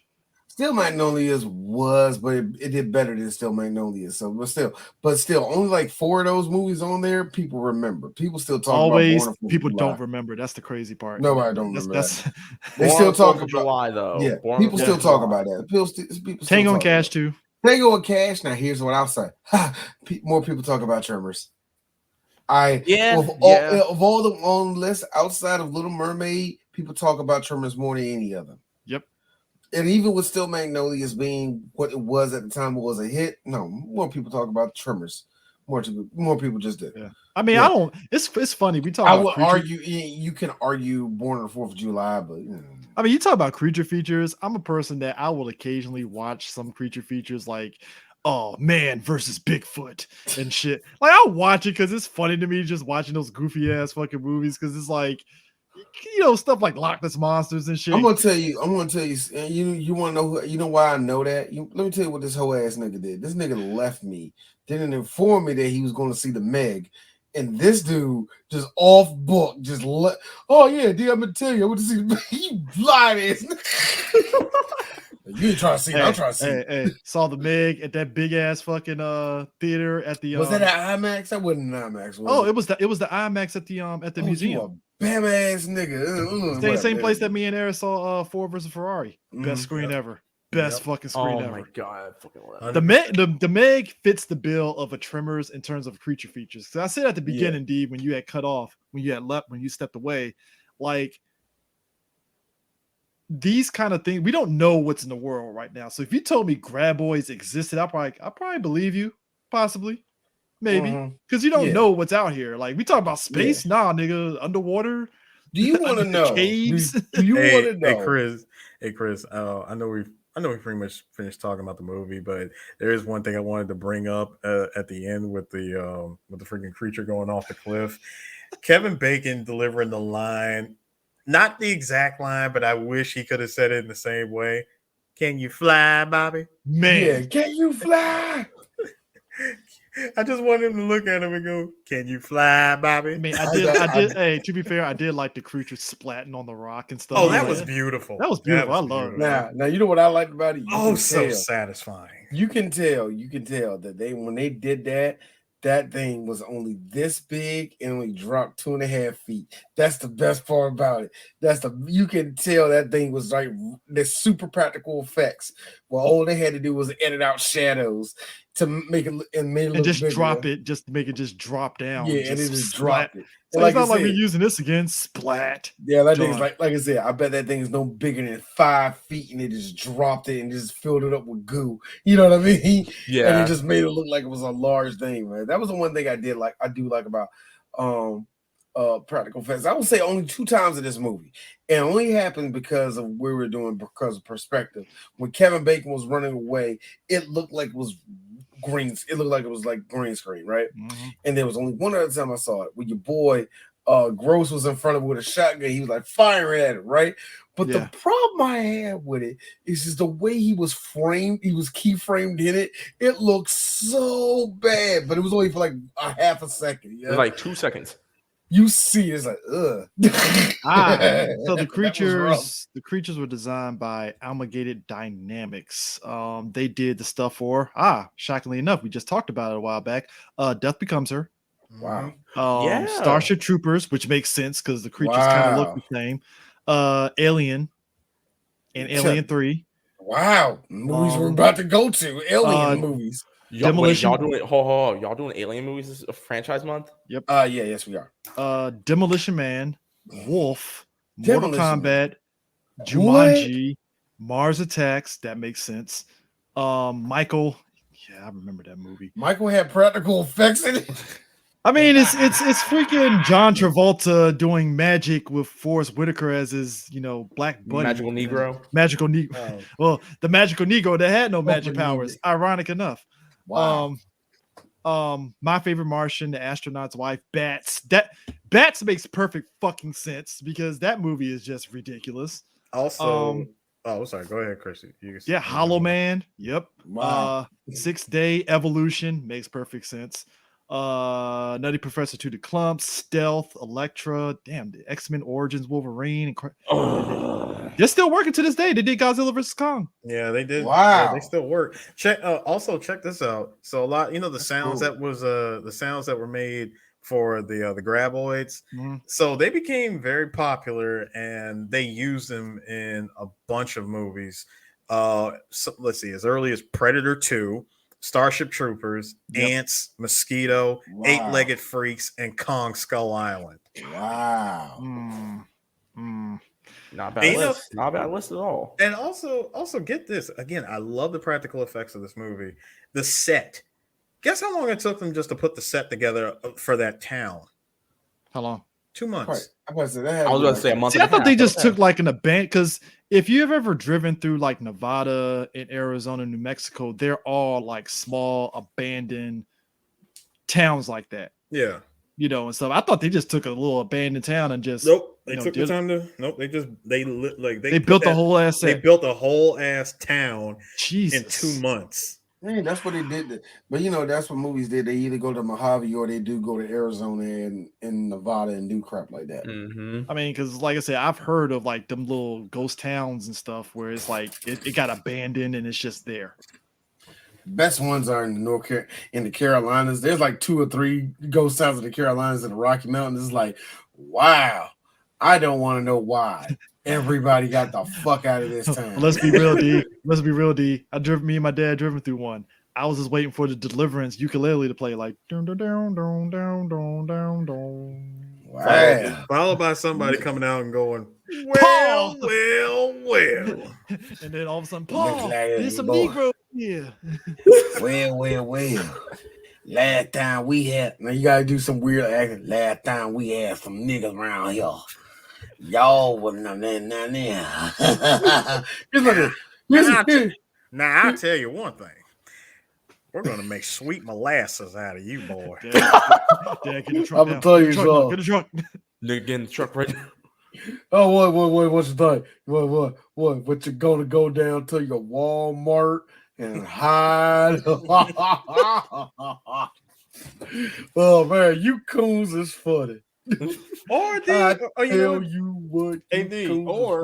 Or you know what? You just come across that one, farmer who happens to be nice enough to give directions. It's like, oh, trying to go to Rocky Mount. Well, first you need to go back about 20 miles in the other direction. Don't go too far. If you pass by the Cracker Barrel, you went too far. You gotta go back. Well, I remember this previous one time, spot you was at.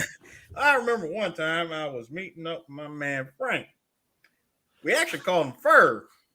Ferg wasn't his real name. His real name was Frank. Ladies and gentlemen, Eris is doing a bit that was on Rocco's Modern Life. I don't. Did we cover that episode? We didn't. I don't think we covered the road rash. I want people to understand 20 country miles. We did that before. 20 country miles is like eternity. I just like the man. He sat there and told this nigga about a story. anyway. It's like this shit. It's like this shit. And the whole thing was about freaking beef jerky. Like that was the back to beef jerky. I mean, but just circling back to stuff. It's just this whole movie. It's just amazing to me that I don't want them to remake it. I don't think they are going to remake it. It's just you have to remake it. But here's the funny thing. I have this weird feeling if they remake it, we'll get out the movie. They did a good job with that. Because I think you have to keep it to the bad. Number one, you can't overproduce it. You have to keep it at creature feature level. You have to because once you make it, and also you can't make the worm invincible. I don't want the worm can go through metal, and I'm like, okay, the worm can go through metal. Chris, the worm can metal bend. No, the worm can metal bend. The worm, the worm is bulletproof. They be doing too much with that shit. Here's the thing. Don't make it serious. The worm can go invincible. The worm can be invisible. It's got cloaking technology. Oh my! Now, it's like this. You remember what we talked about Godzilla, and Godzilla's first movie was really it was a disaster film. It was a disaster film. It was a PSA. It was really talking about humans, you fuck up. Here's the problem about it. Everybody has done it wrong since then in flying colors. You know what they would do for this one? They'll overdo the whole global warming thing with the Tremors. They'll overdo it. And we're like, okay, shut up. Also, up. If you really want to fuck with people, super serial guys. We talk about people to get for this though. There's only one guy that will do something like this, and he'll say yes to it. The Rock. Oh no! To make it a hit thing. No, I don't want The Rock. I don't think The Rock would do this. Nothing against Dwayne, but I refuse to see this movie. Or if they feel Randy, and I actually would like to see this person, Batista. No. Wait,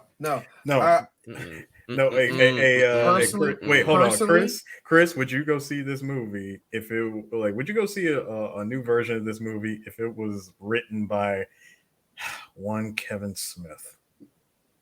Kevin will probably keep it to the theme of the original movie, but he'll go over the top with the 90s shit and stuff. Yeah, like put it this way, and this is the thing I've been seeing. At least Seth MacFarlane is making fun of himself for this shit. So hopefully Kevin would be where it's like, all right, Kevin, one more 90s or 80s-ish reference, and I'm going to slap you. No one talks like that no more. In fact, Family Guy just had an episode where Lois like, "Oh my God, Peter, no one cares about the 80s anymore." And Peter like, "What are you trying to say? Like, what are you trying to tell me? Like, what are you trying to say? All white guys in their 40s could tell you the same thing. The 80s were perfect." Oh God. So, imagine Kevin Smith is having that problem right now. You just said the magic word right there, sir. Kevin Hart, Tremors. Let's go. And directed by Rennie Harlan. Yep. No, sir. You're close. You don't get Kevin Hart. You don't get Rennie Harlan. You get Will Packer. Will Packer produced. Will Packer directed. Tremors, starring Kevin Hart and Regina Hall. Ain't that crazy? They coming up on the ground. That crap. And you get Ice-T to play the Fred Ward character. Like, I'm too old for this shit. Man, we gotta get the fuck out of here, man. These things are coming up from the ground. No, see, I would have taken Busta Rhymes, but Ice-T is another one. It's a good one. Oh, Ice-T would be great. Nah. SVU I think we all shooting way too high when we saying Ice-T. I think they're gonna drag John Amos's old ass out there like he's still 45. Like, John, you can still do it. I'm 80. We gotta make him give him the Walter Chain treatment where he gets eaten by a fucking Tremor and shit. Or Samuel Jackson. I'll put Walter Jones in the movie though. No, Chris. Since we mentioned, since we're gonna talk about black man innocently getting snatched away by aliens or monsters, just to be slaughtered within seconds. Get our boy Digimon. Oh yeah, Digimon Hansu. Yeah, he come in there. He's the only. I have to go back. My family my family is still out there. Dude, don't tell. Digimon had a joke come out of his mouth. I know it'll be bad CGI, but Digimon Hansu. I want people to understand the Quiet Place 2. Digimon Hansu, him and his son are the only two black people in this white ass fucking town on the island, and I'm like, so. All right, fine, Digimon. Black men always dying. We fucking dying. Digimon Hansu had the God. Both them niggas is dying. Digimon Hansu had the dumbest death in Quiet Place 2 because they literally all they had to the only thing they had to do, hey Digimon, close that shutter behind you when you walked in. Close it. Shut the fuck up. So we're not closing. So we don't close the gate. We don't close the gate. Here's the problem with that. Hold up, D. Check it out. Here's the ground. Here's how high the shutter was. Here's Digimon. Use your foot and close it, because I would have did it. I'd be like, foot closed. Dude, I was cussed at the screen. I'm like, close the fucking gate. God damn. And like, here's me. Sidestep. Just away from the shutter. Get away from the shutter. No. Away from the shutter, sir. You might be safe. You might live. For not sidestep. Not sidestep. Roll cancel away from the fucking shutter. No, I meant sidestep. Then have the conversation. See, that's how the deaths would happen. Was over here inching back towards the car, like I have to go back from my family. You just drove that loud ass car to this spot, and now you want to have a conversation. But they ain't no priest in this universe. And you know what? If I'm doing a Tremors remake, I would have a dumb death. I would do like a Final Destination type death. Dumb death. You need a Final Destination type death that you don't see coming, where they're thinking they're standing on concrete the whole time, and they're not. And you don't pay attention to them, like kind of visibly like walking away or stepping back a little bit, and you don't realize, shit, I'm in dirt. Bam, and all of a sudden it just grabs them and shit. You gotta do something like that just to fuck with people. Just like that one, just like the one bitch from the first movie who just got tanked by the fucking dude. That is still the greatest thing ever in a horror movie and Final Destination. It's like you didn't see it coming, even though they showed the bus, but you're like, how is she gonna die? That bus was a whole ass ninja. And also the blood splattering on the teacher, that set it off even better. I was like, she's like, the fuck? What's just happened? Come to think of it, come to really think of it. When I look back on that scene, nigga, that's some Tex Avery shit. Oh, it really is. There's a lot of Tex Avery deaths in horror movies, whether it's Tremors or Final Destination, they're good. Like in Final Destination, you look outside, you look to the left, nothing. You look to the right, nothing. Take one step out, dead. It really feels like the soundtrack at that point need to be doing it.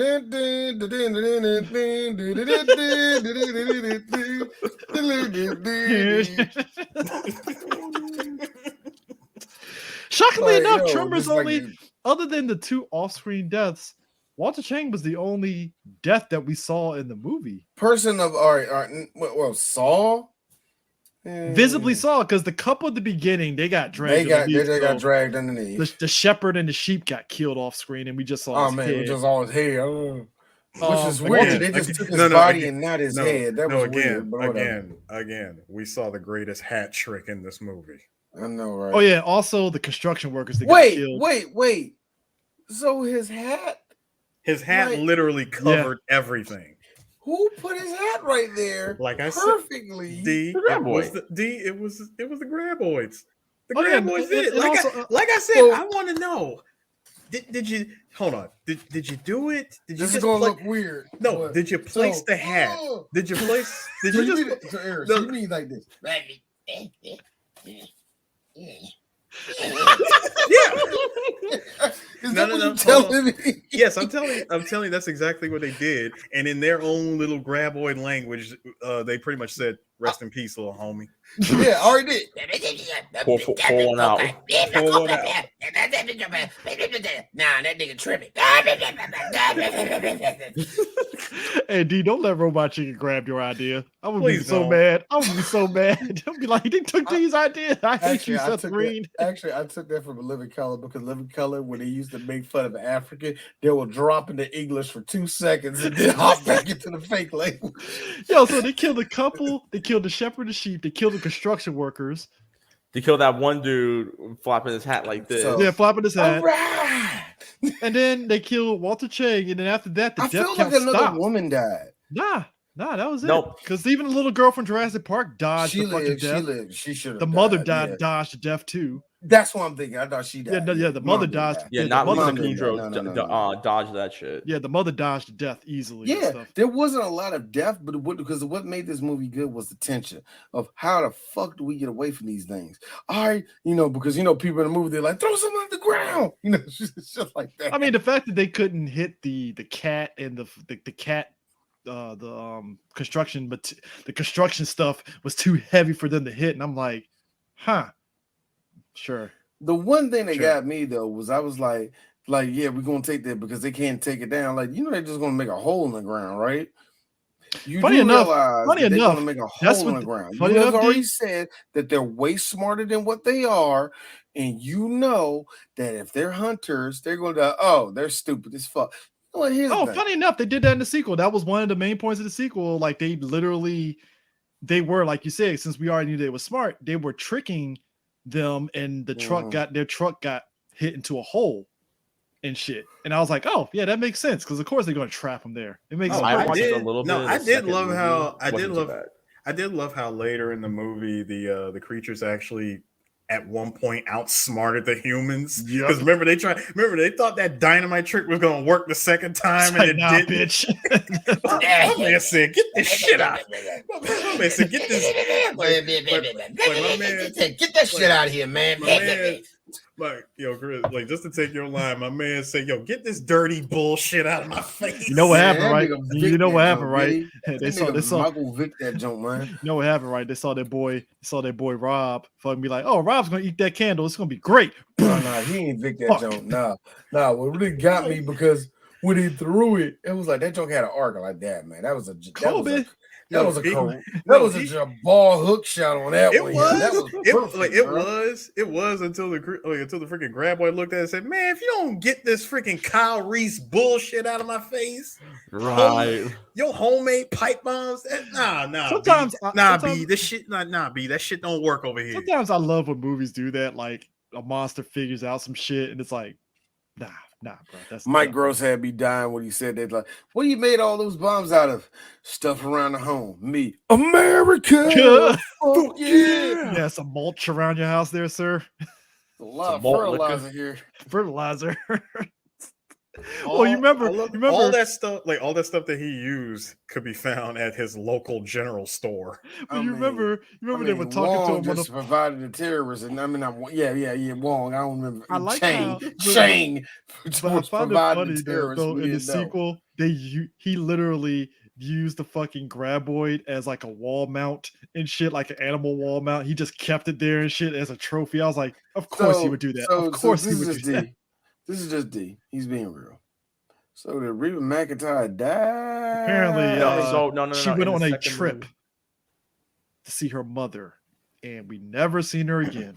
In the second movie, they say that they divorced. Yeah, they divorced because they couldn't afford Reba again. They obviously couldn't afford. Okay, here's a good question. And I'm not questioning. It was direct to DVD. It premiered on Cinemax. I remember that shit very succinctly. I'm not like questioning. They couldn't get Reba McEntire back or anything. But couldn't they do like a funeral or something? Like have her like do. You see her like smiling and he's like or we pull a Terrence Howard, Don Cheadle situation, and we just recast it. Just give it to some less. Now I don't know country women enough. Give it to some other low level country star. So and it has to be somebody like I don't know nobody, and I'm not about to debate, but it has to be somebody that like their career died. Hey, look, she here. See, I don't know, get like Trisha Yearwood or something. I don't know. Chris, when I say I don't know country, bro, I know outlaw country, and even that's limited. See, here's the thing: I only know Reba McEntire, Faith Hill, Trisha Yearwood, and Shania Twain. Shania Twain. No, see, all the people I know were, what I like to call real man's country.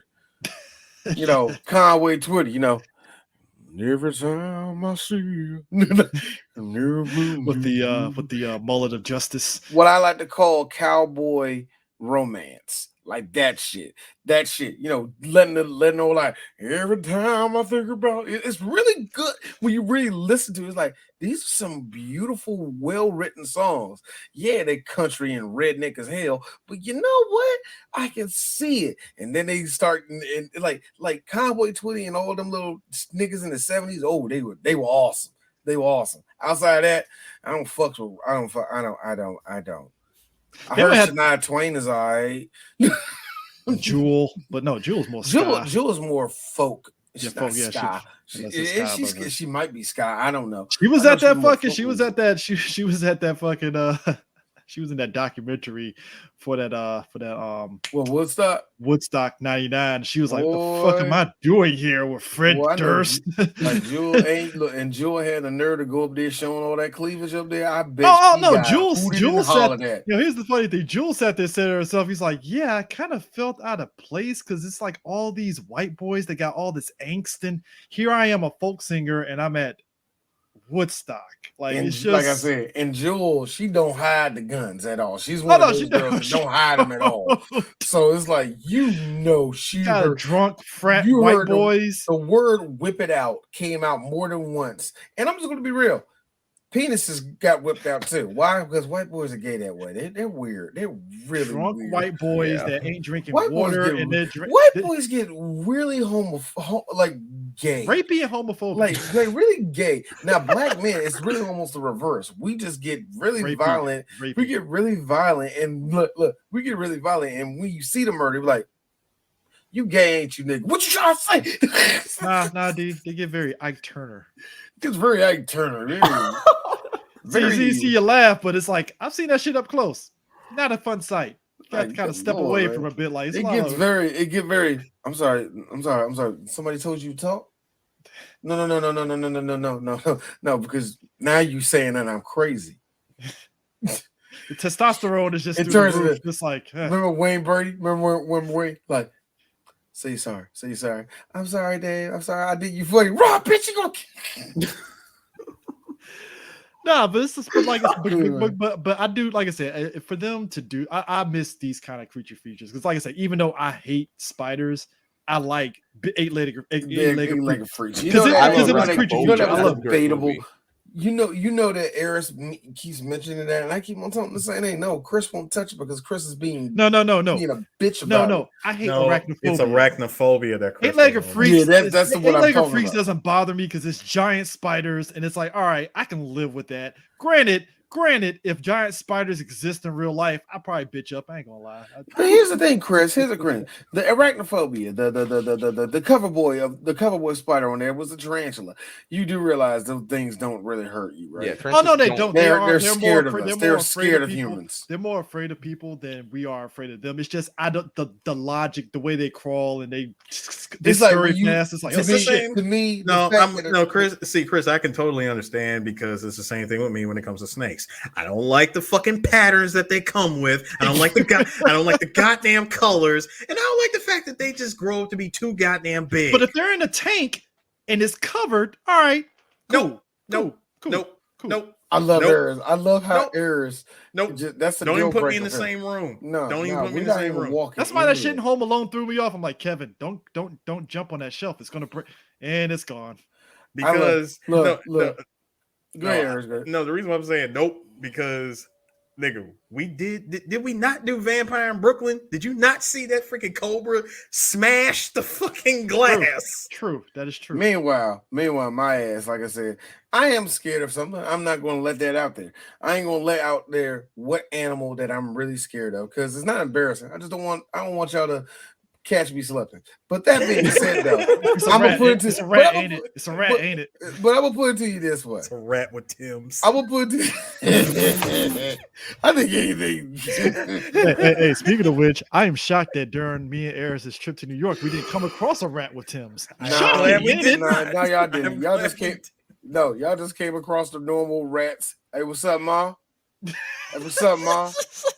Fine, you a bitch anyway. I am wholeheartedly shocked. I was yo. It's like you going like it's ironic. Ironically, there's rats in DC. I was walking past DuPont Circle and I thought it was a squirrel. I was like, nah, that's a fucking rat, nigga. Like, goddamn. Nigga, I was over at the corner right there by Rosecroft, right? I was right by the Rosecroft. I went to the gas station. I thought there was like a cat or something. No, these are. Wow. Okay. Oh, they're in PG County now. They're in PG County now. Here's me. So I'm going back in this. I'm going back in the car. I'm going to a different gas station. So cool. You're doing what I would do. Like, yeah, I can. No. I'm not judging you. I'm not. I understand because rats. That's vermin, and that's stuff that you don't have no control over. They're animals. That's why they're animals. They're about the size of dogs in New York. I don't want that. What I'm trying to tell you is that I'm taking my business. It's elsewhere. That's what I'm trying to tell you. That's not here, But for me, it's not you. It's me. But you know what's so funny? I'm scared of Eric, Chris, you're right. Rats. I fucking hate rats. Oh, I hate them too. But that being said, I'm scared of rats. Me at the DC Zoo, gorilla, come over there to the glass, your mama, nigga. D will sit there and kick a gorilla in the nuts like you're a bitch. I talk so much. Johnny Cage in the nuts. I talk so much shit to these animals when I'm at the zoo, but let it be a mouth, let it be a rat. One by. Hey, what's up, dog? This is what, which is, what's ironic? What's ironic though? Before we wrap this up, knowing that cats are literally, they will literally kill a rat. That is amazing to see. But if they're about the size of a dog, cats would be like, "Yeah, you got it, dog." I like the rats there. I like the rat. It is always like the thug rats. They're like, "Do it again. Do it." No, we going, right? We going right. And they back up. I thought so. Shit. Look, and the cat rolled by. Yeah, I thought so. Come on, I'm ready for this. I was ready for this one. Like, give me my gun. Chase me, nigga, chase me. Oh, look, it'd be like when somebody go on TikTok and head up, go on. See, he catch me. Talk about what? What? Jump on all fours now, nigga. The crazy part about this shit. The crazy part about this film too, though, filmed in '89, but you can never tell. You can't tell. No, you can tell, but I can still tell it was back in the late '80s, early '90s. Though it still has that same to it. I think the way it's filmed, it doesn't have that 80s. And maybe that speaks to the transition of how 80s films are and 90s films are, because it still had that like 90s film kind of like. But here's the funny thing: a lot of the late 80s films look like that. Like pretty much anything from like late 87 all the way to the end of 89. They look like they were filmed in the earliest part of 1990. That being said, though, you mentioned Tango and Cash, which was technically the last hit of 1989. That was the last hit, and that was the last hit of the 80s. Yeah, January was there out, so yeah, that makes sense. Yeah, it was the last one of the 80s too. So it is kind of a weird little situation where you can really tell that the transfer that happened from 89 to 90, basically 88 to 91, you cannot tell the difference of what time it was made. And Eris, you do make a point 87 as well, because when we did what's the face? The Hidden. Not even so much the Hidden. But Glenn Close getting banging out on Michael. Fatal Attraction. Oh yeah. Even that one had the same smell. So around that little late 80s into about 1992, I would say about 1992, maybe 91. That's when that little era ended, and you can tell that camera's kind of upgraded at that point. Yeah. So, but yeah, like I said, I enjoy watching this quick little movie and stuff. And I'll even say, folks, if you like Tremors, you'll like the cheesiness of the sequels. They're fun to watch and stuff, and seeing Michael Gross just eat it up as If there just is a, I will be real. If there's a chance that we do any more, we'll probably do the second one. But even then, I'm being honest with you, there's no real super guarantee on it. I just want us to do Tremors. Like, yeah. I just really wanted to do this movie. Yeah, I mean, like I said, all the sequels, they're fun to watch in just a ridiculous way because it's just up in the ante on the graboids. And hell, there's one Tremors that's a prequel where we see Michael Gross's character plays like his great-great-grandfather facing off against graboids in the Old West. And I'm like, so you guys just running out of ideas at this point. What? Hold Yes. on. Wait, it's a prequel. What? Yes. And they took the It's Back to the Wild Future, West. and they took the Back to the Future 3 route. That's funny. Yeah. Shut up. That is he perfect. ain't lying, dog, because it looks No. like it is the set of Back to the Future fucking 3. I'm not even joking. That is perfect. The grandfather, the great grandfather. Look, I was like, I'm not into director DVD sequels. I will fucking watch these shits in a heartbeat. Look, like, Fox, this is up your alley, yeah. Two, nigga. Look, because I haven't finished watching Tremors 2. I finished after the first 30 minutes. I'm like, I'm watching it later. Oh, once Jamie Kennedy gets to the fold, it gets even more ridiculous because it's Jamie Kennedy. I can't. This is right up his alley. Here's the funny thing about Chris. This is a funny thing about Chris too. Chris hates Jimmy Kennedy, but I don't hate Jamie Kennedy. No. You hate Jimmy Kennedy, but I noticed something. You are a big mark for him too. So even when you Chris, you have said legit things. You have thrown legit criticism at Jamie Kennedy and immediately taken and hug him like he's your own. It is so funny. Your relationship with Jamie. You know what Kennedy. it is? You know what it you is? Would easily Kobe that dude right into the. You know trash. what it is? It's listening to his podcast and he cracks on his career. And the way he explains like the situation that just how you get to the Mass 2 and all that shit, it really feels like he hit that perfect storm where it was just everything was just working out and people were just giving him these jobs. And he's like, all right, fuck it, I'll take it. And it's just like, you know what? If I was in his position, I'd take all the money right then and there. I can't knock it. I really can't. Speaking of Jamie Kennedy, I'm gonna be very disappointed when fucking Scream 5 comes out in January. Video of fucking Jamie and this Kennedy's motherfucker, character. no, this motherfucker, instead of he'll be comatose for like years in Scream 2, and then he's like diesel down HGH as like fucking ripped. Well, Fox, you just messed up. You just messed up. I have some news to tell you because we have already set our list of what stuff we're going to do next year. Yeah, we're done. We picked all set we picked like a good bunch of episodes and we're going to cover them next year. Now, which one we're going to do, when time we're going to do, don't know. I'm going to hit the rando button on that and it's going to be fun. But you already just backed yourself into a corner because you cried. Yes, he cried, everybody. Cried. So guess what, nigga? You want to be on Scream 2 with us. Because you want to talk about, there was like 4 or 5 people. He cried the most. I mean it. No, when I say cried, people were like, Anthony, man, y'all did Scream? Why'd y'all talk to me? I would have did that with y'all. Who else was it? Prime. Prime. I had a couple of things to say about Scream. I didn't know y'all did it. DK, y'all did Scream? Fox the whole time. I'm just saying, like, because I like Scream 2 so much. He goes into a long tangent there. Okay, no. Scream 3, but in Scream 3D, I was like, okay, nigga, so you're the next. Yeah, you so won. You tap for this now. You won. You mixed me up with Kabuto because Kabuto fucking right before we did Halloween 6. Kabuto's your guy for Scream 2. Both of y'all. I hated both of y'all for that. So yeah, I'm gonna try to get you for that next year, brother. But yeah, man, I'm glad you on. I'm glad I brought you on to this one, man. I'm gonna definitely get you on next year for us, man. But like I said, we used to mention Scream, like, yep, he gave it away. So, hey D, wait a minute. We do a Scream. It's on Valentine's Day. Shut the fuck up and get on point. So I don't know when you're going to be on that episode, brother, but yeah, you're on it, man. You're already locked on to that, man.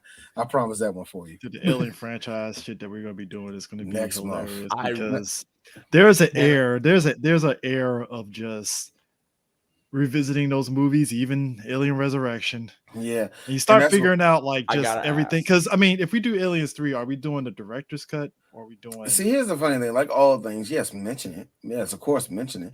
The because one Aliens had a director's cut too. that's what I'm saying. Mention it all, man. We come on. We did Friday. We mentioned two uncut. We took Yeah. mentioned two cut scenes. Two in the All movie. right, Like, Just come on, want to be man. sure. Just I want to be gotta sure. ask real quick. Mhm. Ask real quick. Is there a way you can squeeze me in for fucking Resurrection? Why does everybody want to do Resurrection? Either that, or Alien. That's the 3. one Either everybody one. asks Either about. one's fine. Either That's the one's one fine. everybody asks about. I don't know. I have not. I know Duke is going to be on with us, but I don't know which ones. I have not made that decision yet, and at least I didn't figure it out. But it's going to be weird, Chris, because like I said, the first two movies we have nothing bad to say. I already can tell you we're going to have to say nothing bad about it. Yeah, criticism maybe, but oh my god, both of those movies are fucking fantastic. They're masterpieces. It's when we get to 3 and 4. It is how the mighty have fallen when it comes to the 3, I might have my Shit. I think rewatching 3, my opinion is gonna probably change because I I didn't think hate 3 is 3. not that bad. It's just like there's just missteps in the plot. 4 had the benefit of being made during that time in the 90s and 2000s where okay, what Gen Xer is the director and writer of this shit? And you know This what? is so obnoxious. But let's be and real about so Alien stupid. Resurrection. Alien Resurrection did what unfortunately a lot of movies do now where they wait too long. And I'm glad that Alien Resurrection at least because didn't that come out like 4 years after Alien 3 or something like that? Something like that. Yes. So it was still within that window that you could do a sequel and time hasn't like passed for a long time. But nowadays it's like, well, it's been about 15 years since the last movie and we're doing a sequel. And it's like, It's going to be weird because, yeah, even though, yes, I'm not saying that Sigourney Weaver couldn't be sexy, but that weird scene where she was doing that thing, playing basketball with Ron Perlman, it was like, hey, Sigourney, you trying to get drilled right now? This is weird. I mean, Ron Perlman probably was just like, I mean, you know I'm married, right, Sigourney? You know. And speaking of which, I think we're going to do this Ghostbusters. No, I don't think I put Ghostbusters on the list. No, I didn't. But I remember we talked about, why did I say Ghostbusters? Whatever. But even Ghostbusters, remember when she was dressed, when Dana was all Zool. We all said the same thing. Hey, the movie can stop now. The movie can stop. We're done. No. We're at the highlight. Sir, Sigourney Weaver looks hot. We're at the highlight of this movie. Sir, we and Sue would agree with me on this one. We were all Bill Murray's character at that point. I know she's possessed, but the best part. You know what the best part of that scene was? The best part of the scene. Possessed. I mean, listen, she's possessed, but well, time to let her rip. I'm gonna throw a dick at it.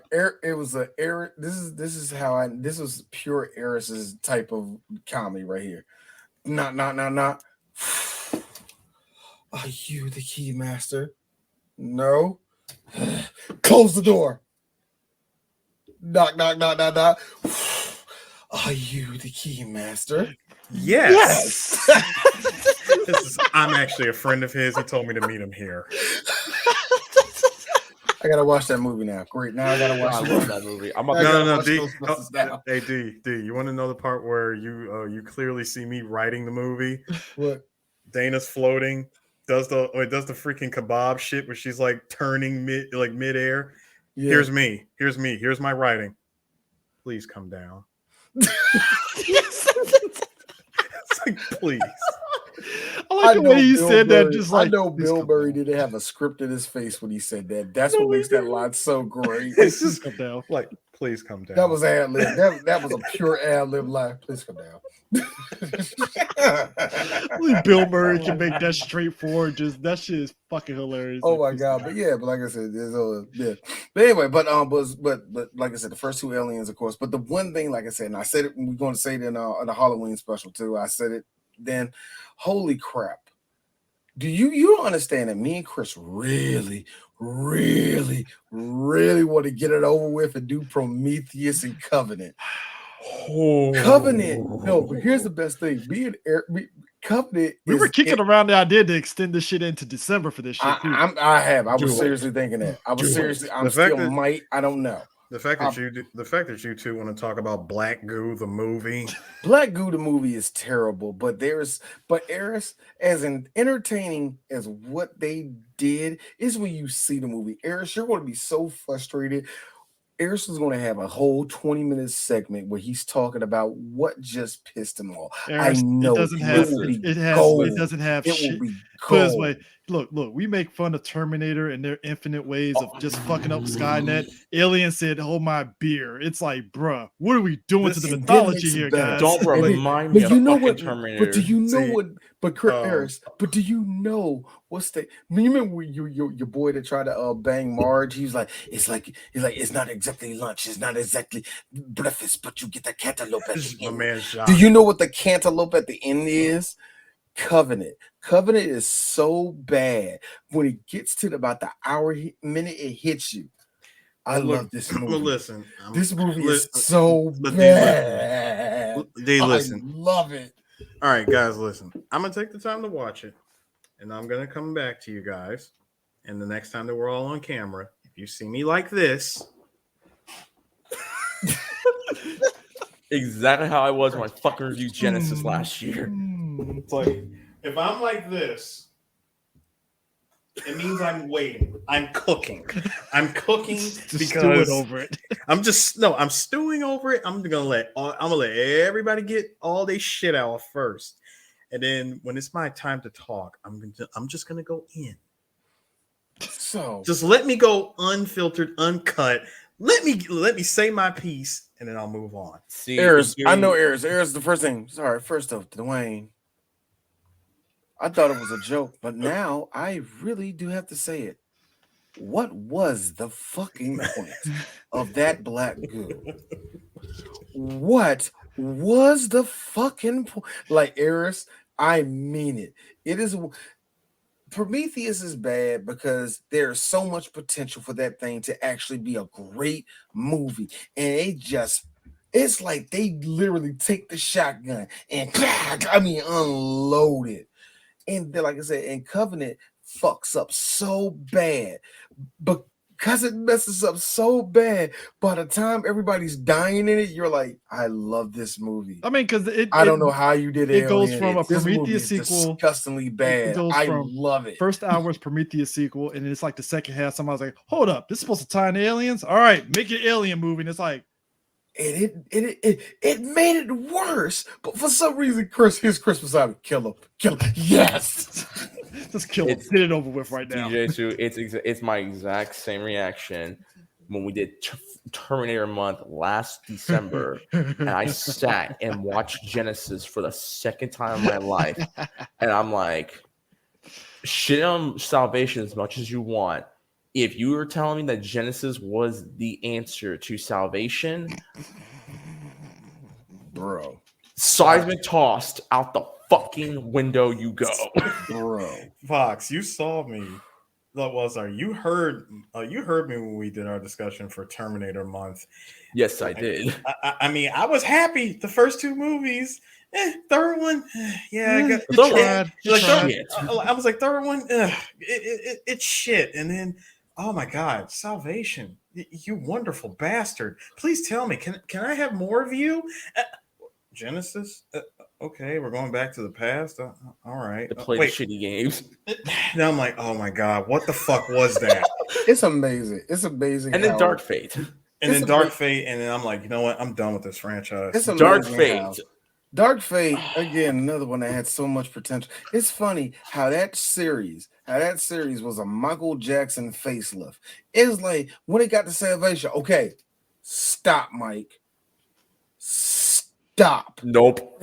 Keep going. Like I said, I maintain Stop. I enjoy Dark Fate, but I just laugh at how they just revise and say, "Oh, it's not Skynet, it's Great Value Skynet." The walking back of Skynet becoming Legion, the most generic ass name. No, might as well call it Ultron at that I point. said- Let's call it I Ultron. said this. See, y'all mentioning the wrong thing here. Genesis was an app that was never explained of what it could do. No, D. Stop. No, Fox. Stop. No, Fox, I got this. D, you don't even have to mention that because thanks to Dark Fate, 2, 3, Salvation never happened. No, 2 still happens. No, I'm Yeah, sorry. still I'm sorry. happened. I'm sorry. Three 3. No, I'm sorry. Salvation 3 and Genesis. Salvation. Yeah, 3 Salvation and Genesis never happened. Never happened. So basically, Skynet was dead. It's just something else new came in. So basically, the black man didn't create Skynet anymore. I He's like dead. Miles Dyson. Give Dyson's credit where gone. credit is due. What happened is we got a Dubro tech guy that made Legion, and that's how we got into shit. I just like how it went from Genesis being the retcon to Dark Fate finally coming in. No, it's wiki time. And it got the and it's only because it got the that. blessing from it's a creator of the Terminator franchise that it's canon now. I am so angry that Dude. they called it fucking Legion. No, what's That worse is a terrible name. I said this because I compared It's not a terrible name. It's it's a character. Chris, No, that that's is a terrible. terrible That's name, terrible. and you know it. That's Hold on. terrible. Let's scale this. Super cyber. Legion. That needs to be the name. No. Let's properly scale this. Legion, Skynet. Which sounds better? I mean, somebody clearly likes Mass Effect, so that's why. No, they I'm called it gonna say Legion. who's the edgelord? Who's the edgelord bit bro that owns this company? Who's the edgelord.com baby that came up with this? Legion. Somebody This is like really cool, bro. clearly somebody like Mass Effect and was like, call it Legion because the character in the game It just is a sounds like that robot, whole- and I'm like, It just sounds like that whole office has Static X playing in the background constantly.